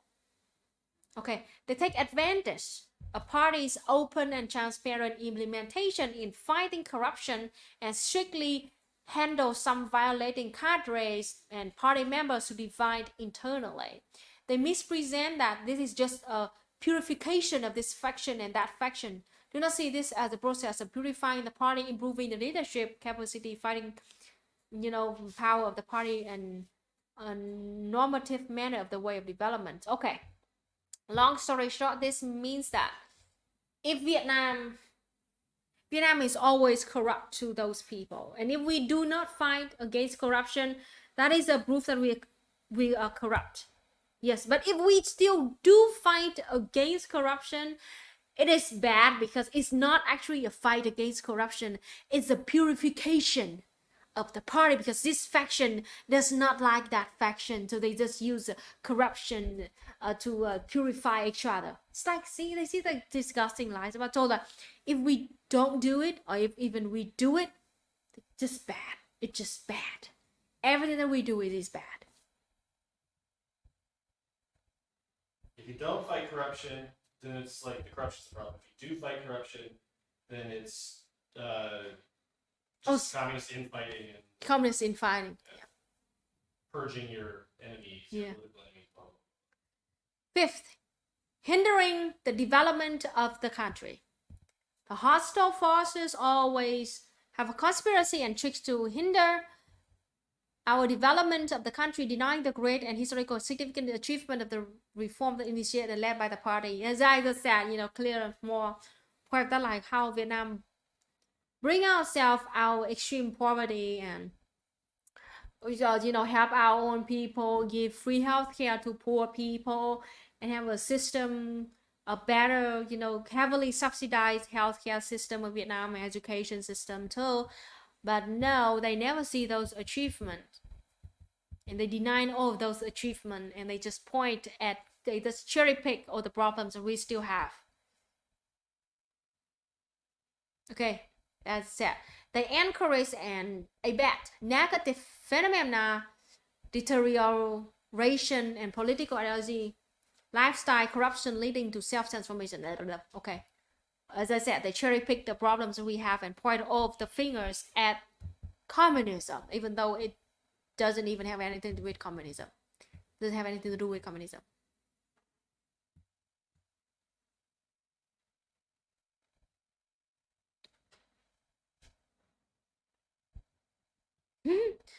And I mean, like, this is next, like, along with the above conspiracies and tricks, hostile forces have implemented new methods against us in the field of current ideas and theories in a sophisticated and complex way, which can be generalized in the following main points.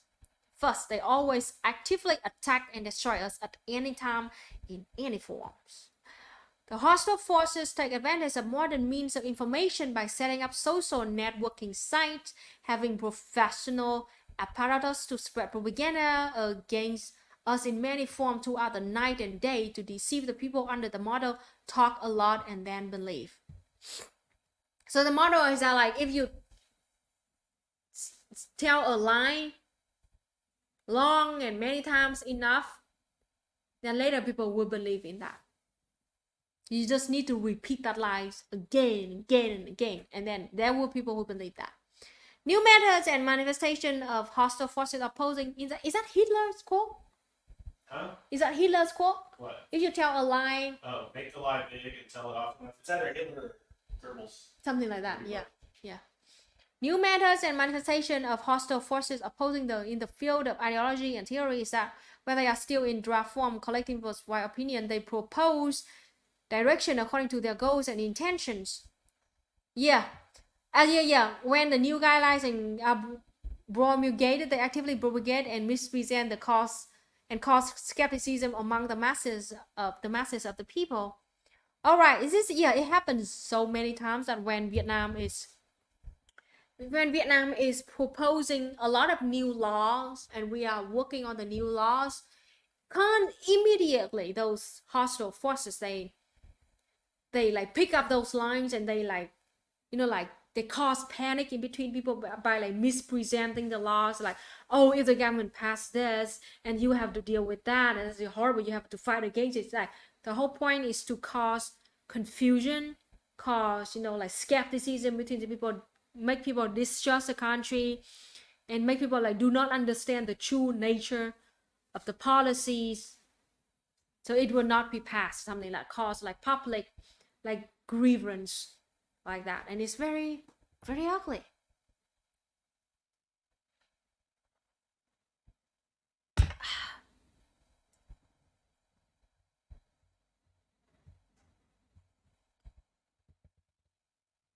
Second, persist in resisting.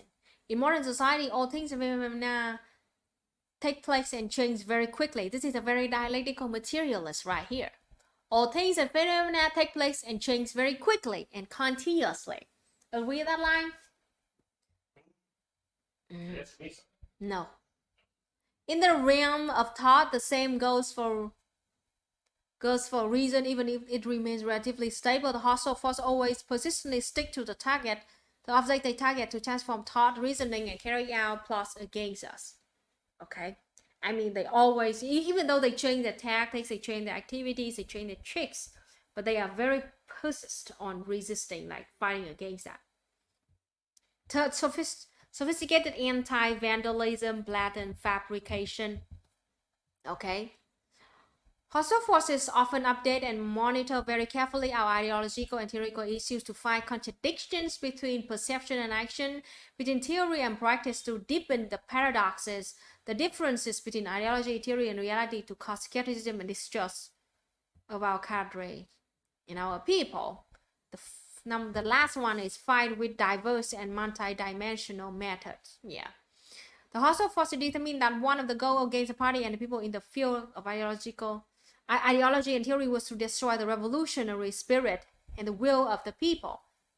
The oral propaganda, modern media, social network, art, publishing, journalism often take full advantage by them. All right, so that is all the articles that I want to talk about today, and we have about 20 minutes left in live stream. So if you have any question, time to ask me.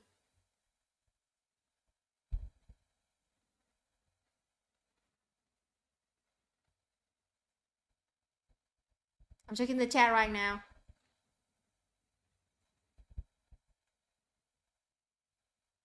It is easier to imagine the end of the world than the end of capitalism, because capitalism is actively destroying the world. That is why it is easier to imagine the end of the world than the end of capitalism. I mean, just look at the climate change and all the, the factories, it's like emitting CO2 in the air, and all the people just put toxin into the environment because all they care about is profit. Capitalism is actively destroying and killing this earth.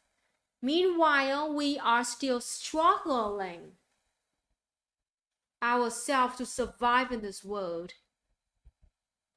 Let's just look at what's been going on, the working class in the USA. They're struggling every single day.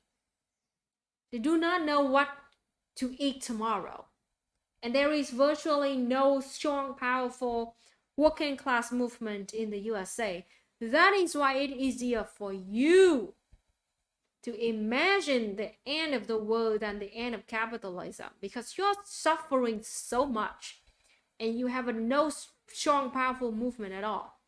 The story is different in Vietnam.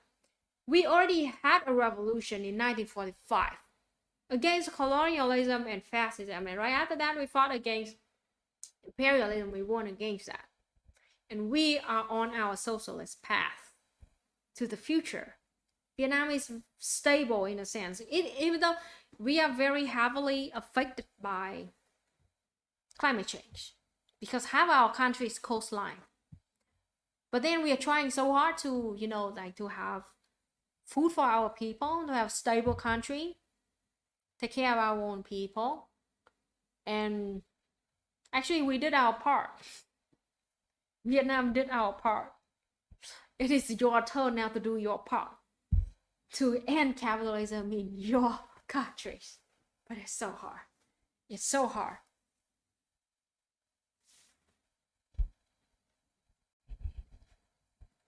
The article, you can check out the Communist Review of Vietnam.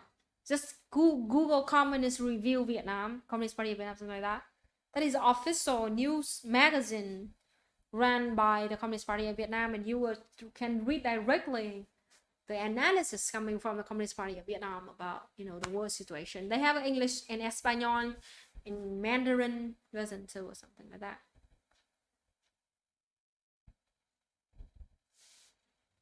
The name of that magazine that you were promoting, the international magazine.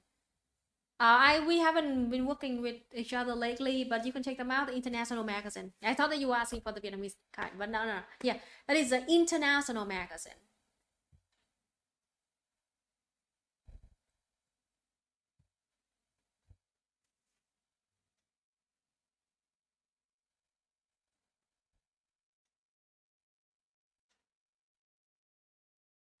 Yeah, I mean, the issue that the US is purposely and actively trying to bring back the Cold War mentality. I mean, the Cold War never ended, and now it turned into a new phase. We call it like the CPS call it like the Cold War 2.0, new era, and the US is actively advocating for it. Does Cuba and Vietnam trade each other? Yes, we do. We are planning to do more trade in the future, more and more and more, but we do trade each other a lot, despite the, the sanctions by the US.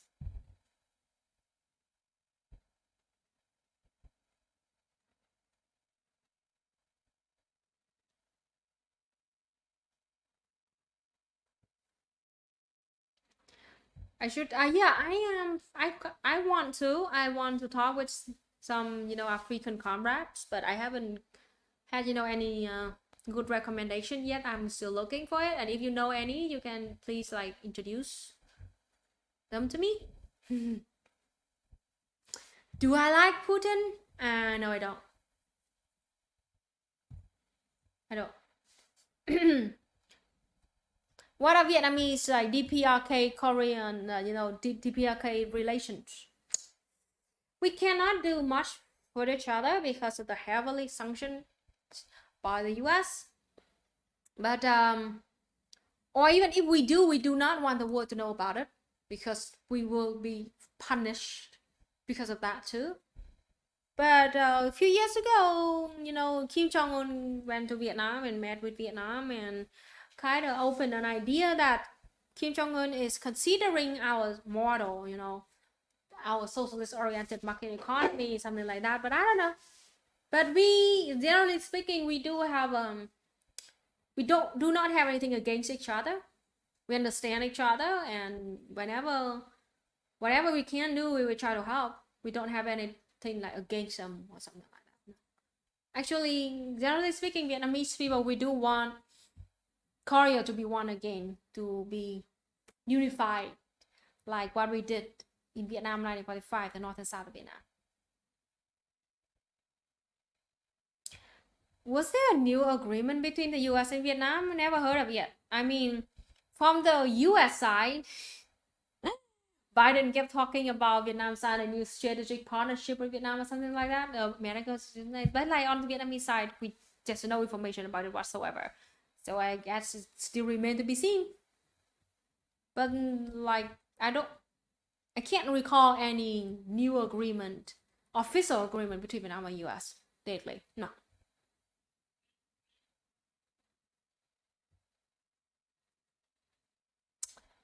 I think we do both. Panama Canal and the west of Malaysia. I think we do both. We've by all means to do it. What? Huh? What are you talking about?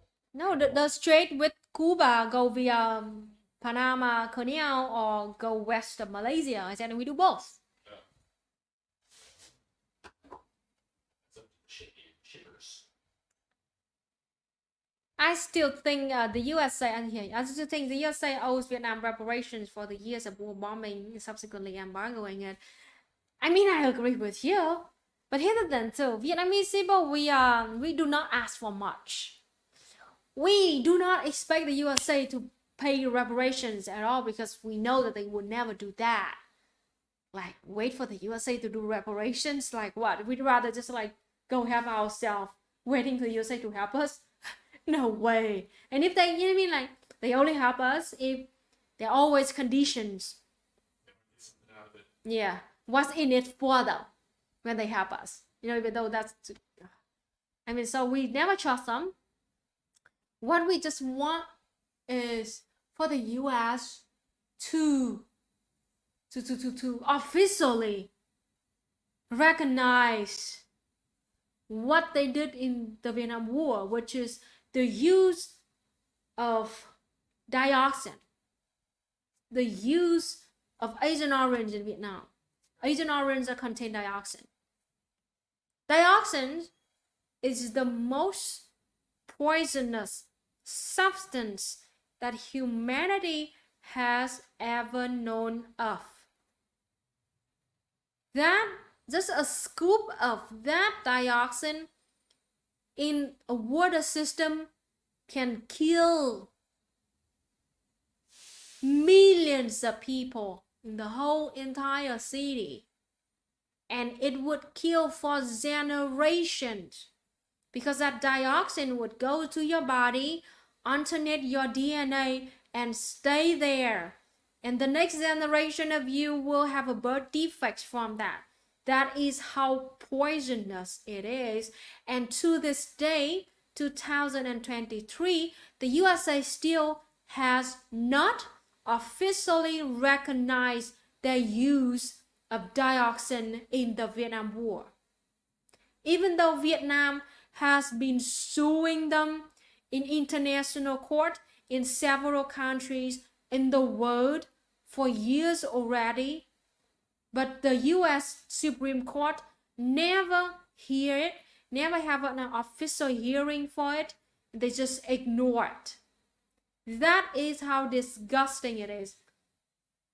I had to speak very slowly to make sure that you all understand every single word that I just said. That's how important it is. The USA, during the act of bombing Vietnam back to Stone Age, they also bombed the heck out of Laos. The next door neighbor of Vietnam that was totally neutral, did not join the Vietnam War at all. And why they bombed them is first because Vietnam and Laos were good comrades. So they helped Vietnam a lot. You know, Vietnam went through Laos, through the north and south of Vietnam, supported each other, and we went through Laos. And because of helping us, they were heavily punished by the USA. The second reason is that this is disgusting, but this is the truth. So during the wartime, every American pilot, they have a daily target. They have a daily KPI of number of bombs that must be dropped in Vietnam. When they flew on the sky between Vietnam, Laos, and Cambodia, when they could not find the military bases in Vietnam, and they could not come back to their bases with full load bombs on their airplanes, so they just randomly bombed Cambodia and Laos just to fulfill their daily target of bombings. That is the truth that I'm telling you. That is why Laos, that if you calculate the number of bombs and the size of the country, it is the most heavily bombed country on earth. So in 2014 or 2016 or something, that when Barack Obama was still in power, he made a deal with Laos that the US will pay some money for Laos to clean out the bombs that the US dropped in the country. Now, at first glance, it sounds good, right? But when we divide that money to the amount of bombs that they drop on Laos, the USA literally paid $1 to $2 for every bomb that they drop on Laos. That's how little it is. They paid $1 to $2 for every bomb that they drop on Laos, a country that is not even joined the Vietnam War. That's how ridiculous it is. The GDP of the USA compared to the GDP of Laos, the GDP of Vietnam is way higher than Laos, and the GDP of Vietnam is 1% of the GDP of the USA. So Laos is like maybe 0.5%, 0.2% of the GDP of the USA. And the USA paid $1 to $2 for every single bomb they drop during the Vietnam War.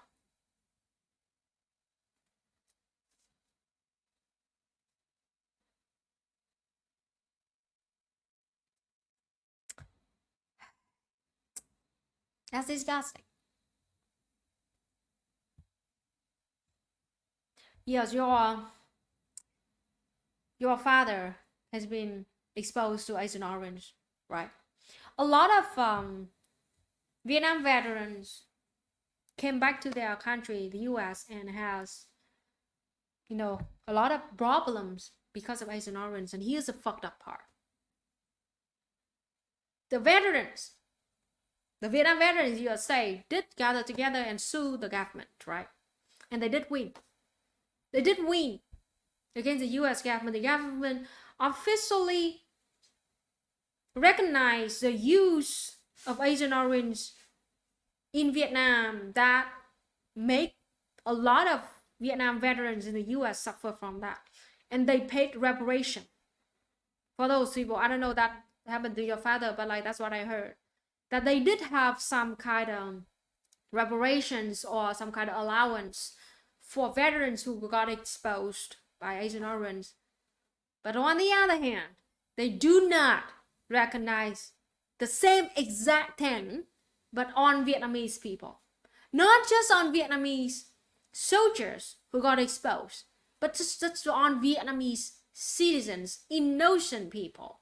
To this day, in all of Vietnam, Laos, and Cambodia, there are more than 4 million victims of Asian orange, of dioxin, all three countries combined together. And there will be more in the future because it's the 4th generation of Vietnamese already, and children still being born with birth defects from it. We don't know how many more generations it's gonna last. 5 or 6, I don't know. But there are only 4 million victims of Asian orange. And the USA just did not give a fuck. And then at the same time, they paid a tons of money for like Pew Research, for example, to spread the lies that actually Vietnamese people love America. Vietnam is an airline, close airline to the USA. Vietnam actually, love capitalism. Literally, we have 4 million people right there, victim of Asian orange, kids still being born with it. Unexploded bombs still found every single day. And really, they have the freaking guts. They are bold enough to go around and pay neoliberal organizations to lie about how we love America and how we love capitalism.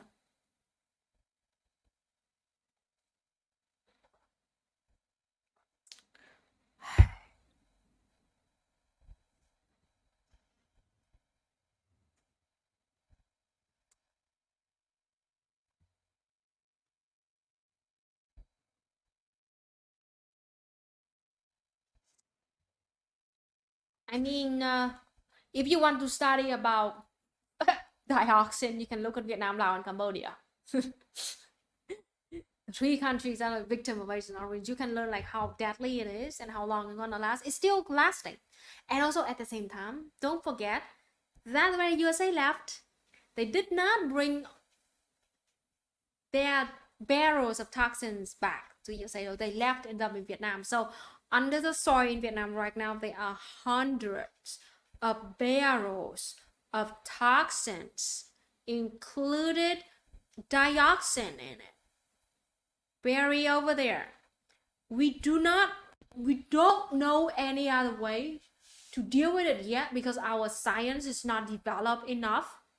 So what we did was that every single year, every few years, because the toxin is super poisonous, and it would eat the cover of it. Even though we use plastic, really super thick plastic barrel, silicone barrel to cover it. But after a few years, that barrel will be eaten up by the toxin. So yeah, once every few years, the special chemistry department of Vietnam will have to send the best soldiers with full-blown mask. I can show you a picture of it. To go, dig them up, put a new cover in them, and bury them down again. Thanks to the USA. And now they have the guts to go tell them how Vietnam loves America. And blah, blah. Gosh, it's so disgusting. Hey, super chat coming from... Oh, there's a donation from Anonymous. Thank you so much. The message is, I struggle to think of a recent US cultural export that doesn't disgust me. Maybe Doom 2016? The hell energy is pretty easily read as a metaphor for capitalism. There's also lots of company, telling its employee to sacrifice themselves to the demons. True, I mean, yeah. The newest propaganda US casual export is Oppenheimer. Let's talk about this. Let's be over time. Let's talk about this. This is a little bit an EJ, and I'm translating something. EJ will make a short video about it. But Oppenheimer. A lot of people say it's a great Oppenheimer. Oppenheimer. A lot of you say it's a great movie, right? And just like have a good view on communism or something like that, leftist view, something like that. But you know what? It's not great at all. There are two main points that I want to make over here. That the movie didn't make it well at all, and that they intensively cover it. No, 3 points actually. 3 points. 3 points. Point number one. They didn't make it clear enough that Robert Oppenheimer very actively support the idea of dropping A-bombs on civilians on Japan. At first, they were choosing, like the Bay of Tokyo, which is with less people, and the point is just like to brag about the power that the US has and to scare the heck out of the rest of the world, threat to the whole world. But Robert Oppenheimer, that he opposed to that, and he wanted to drop on more dense cities in Japan, and that was why Nagasaki and Hiroshima were picked. Caused a lot of destruction and death. He was more supporting on that. The second point is that after the hearing happened and the A-bombs got dropped, Robert Oppenheimer was very active in a group that is run by the CIA, absolutely anti-communist. EJ will have a more video about this, but he was actively anti-communist after that. Openly, actively anti-communist that joined a group of scientists going around and talking about anti-communist stuff and scientific stuff too, run controlled by the CIA. Never talk about it. The third point, the most important point, is that movie totally glossed over the uranium source in that Manhattan Project. They never talk about where did they get the uranium. How did they get it? They just use, the little bars, plastic, glass bars, like to enrich it. They never talk about how they get it. You know what the truth is? The US destroyed Congo for over 30 years. The whole point is so they sabotage the country so they can freely mine uranium, enrich uranium over there to serve their Manhattan Project. They assassinated the leaders of Congo. They put up dictator in Congo. They backed a bunch of military assassination, genocide of Congo from 1930s all the way up to 1965. That is where they get the uranium for the Manhattan Project, for Robert Oppenheimer to make that bombs to drop and kill millions of people in Japan. In the moment that they knew that Japan was about to surrender. So, that is a movie that a lot of people who do not know about the shit, that say that it's an awesome movie, really good movie, and explain the US and why they use A-bomb, and actually like kind of make us understand more about the father of A-bomb and how actually he was involved in leftist politics and he might be supporting of communism, blah, blah, blah. But that is the truth. If you are willing to go and look for the truth about how ugly it is and how they totally gloss over the uranium, where they got it from, and how many people suffered So the US, think about it.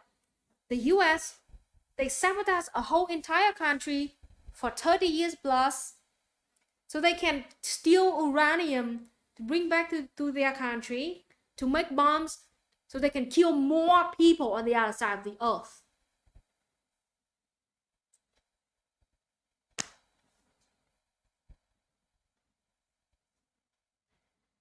Yeah, Truman knew that Japan was trying to surrender. They knew. They knew that, yes. They knew. That's their effort. They wanted to intimidate the USSR. Yeah. Because the USSR was also preparing an invasion of Japan. Yes. Plus, they probably didn't want the USSR in Japan, you know. They weren't concerned with that for that threat.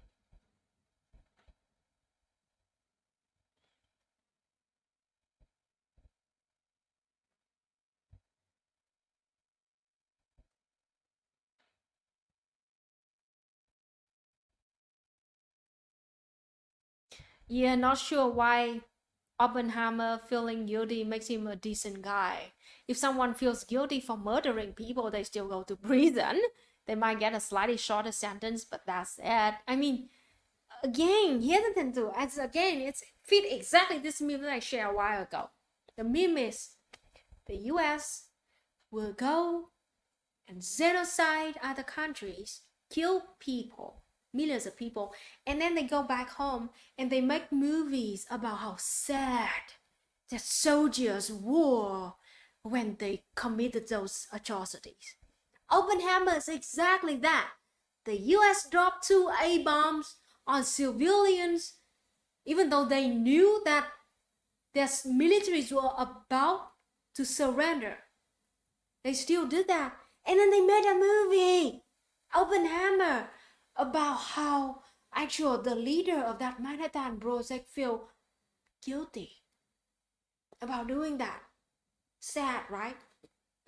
Did they take a look at a perspective from the people who made this and how guilty the leader guy think? And that's it. And they make millions of dollars out of it too. How much that money Oppenheimer make? A lot of money. Okay? Nobody ever talk about or ask actual Japanese victims, or the perspective of Japanese victims. No, it's all about the people who made the A-bombs and how Robert is not even clearly like regretted or fight against. He just like a little bit tickle in his heart, a little bit painful, and that's it. Little they kill millions of people. It's like seriously, and they make millions of money out of it. Hollywood. I can't tell you enough. It is a good movie, I gotta say. The color is good. The story is good. The actors is good. But the politics behind it is awful. Everything about it is awful. And it's just another propaganda came from the USA. Of course, the USA is smart enough to not do it like openly, bro, the US openly anymore, like the Green Berets. They're not doing it when they're smart enough. So like they made it like a little bit conscious in the heart of the Robert guy, the father of A-bombs. This is Ed. And then they make a tons of money out of it. And they talk a little bit about communism, and that's it. Ugh, disgusting.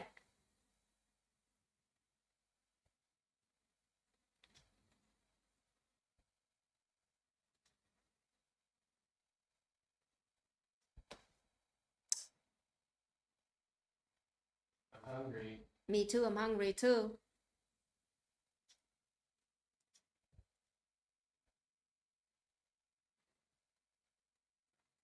Yeah, this is I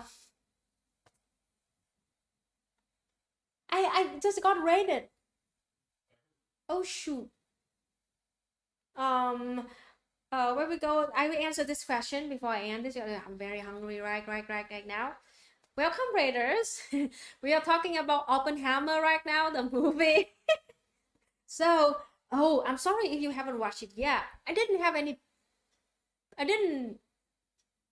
give it anything that you don't know yet, right? I mean, I think Did- most people know that there was an atom bomb. did I spoil everything? I don't think so. I think most Good. people know Good. the basics. Okay.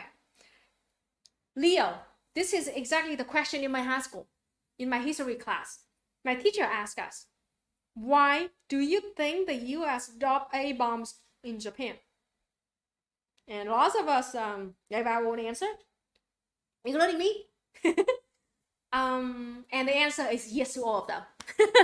So the comment from Leo says the only reason why the US dropped those nukes was A, to have something to test weapons on. B, they didn't want Japan to send to the Soviet Union.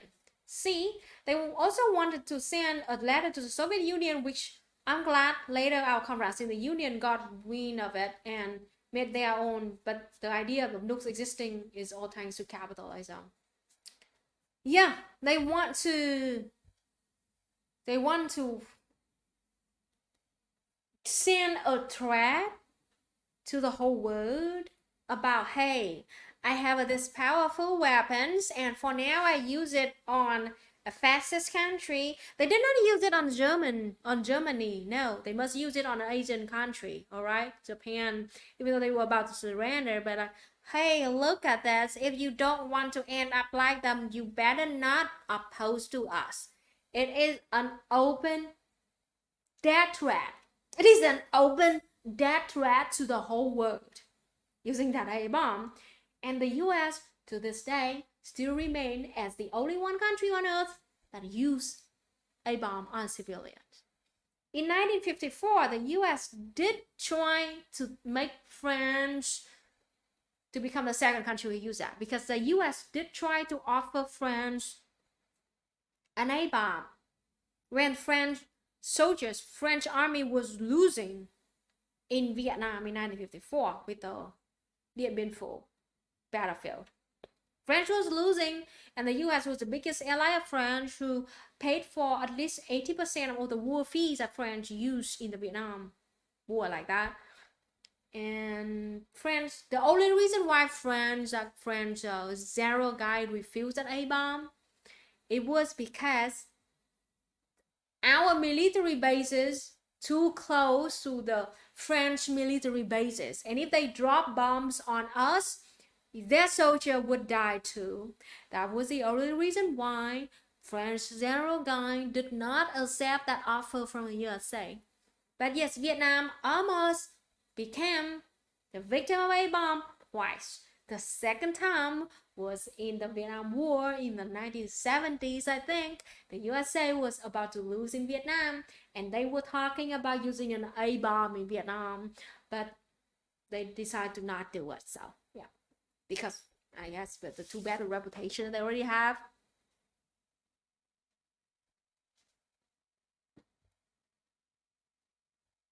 Yes, yeah, exactly. Japan mostly surrendered because of the USSR entering the war, not the A-bomb. Yes, so the A-bombs was an open death threat, as I said, to the whole rest of the world, especially the USSR. They are just victim of that death threat, a case study to show off the true power of the USA, to scare the shit of the heck of the rest of the world. That's it.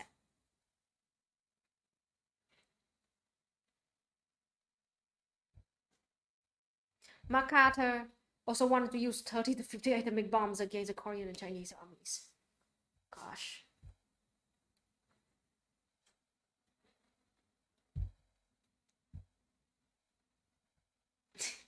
They always losing. I'm French. Ah.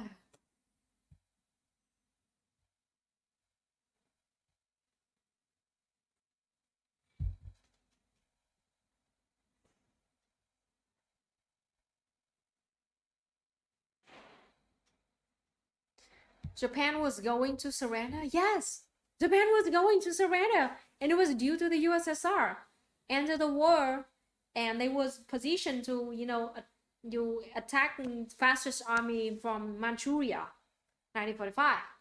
That was why they about to surrender, and right before they officially write the letter to surrender, they got bombed.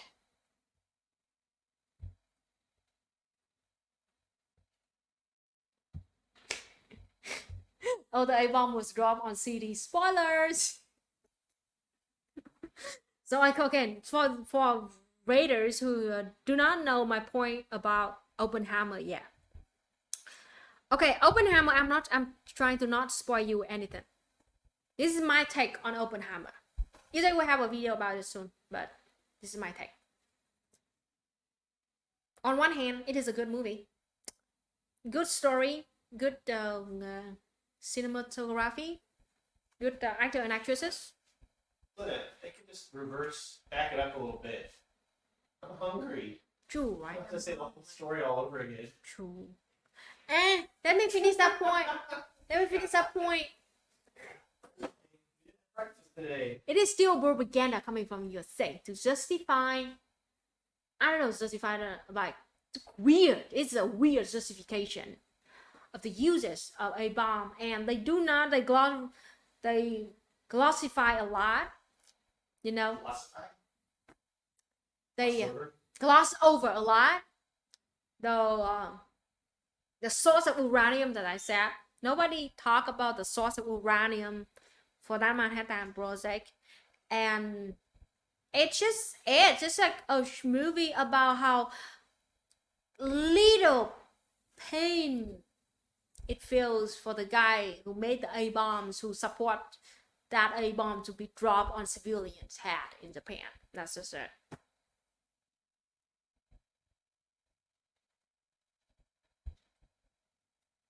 Fun fact, Oppenheimer noted his regret of not be able to drop A-bomb on Germany because they already surrendered. Yep, true. It was, yeah. I mean, yeah. This is disgusting the more you think about it. The politics in it is horrible and disgusting. I am very hungry right now. Thank you so much, everybody, for being here today. And thank you so much for all of your donation and super chat. It means a lot to me. And see you next time. Bye. Make a video about Oppenheimer. Yes, you guys are doing it.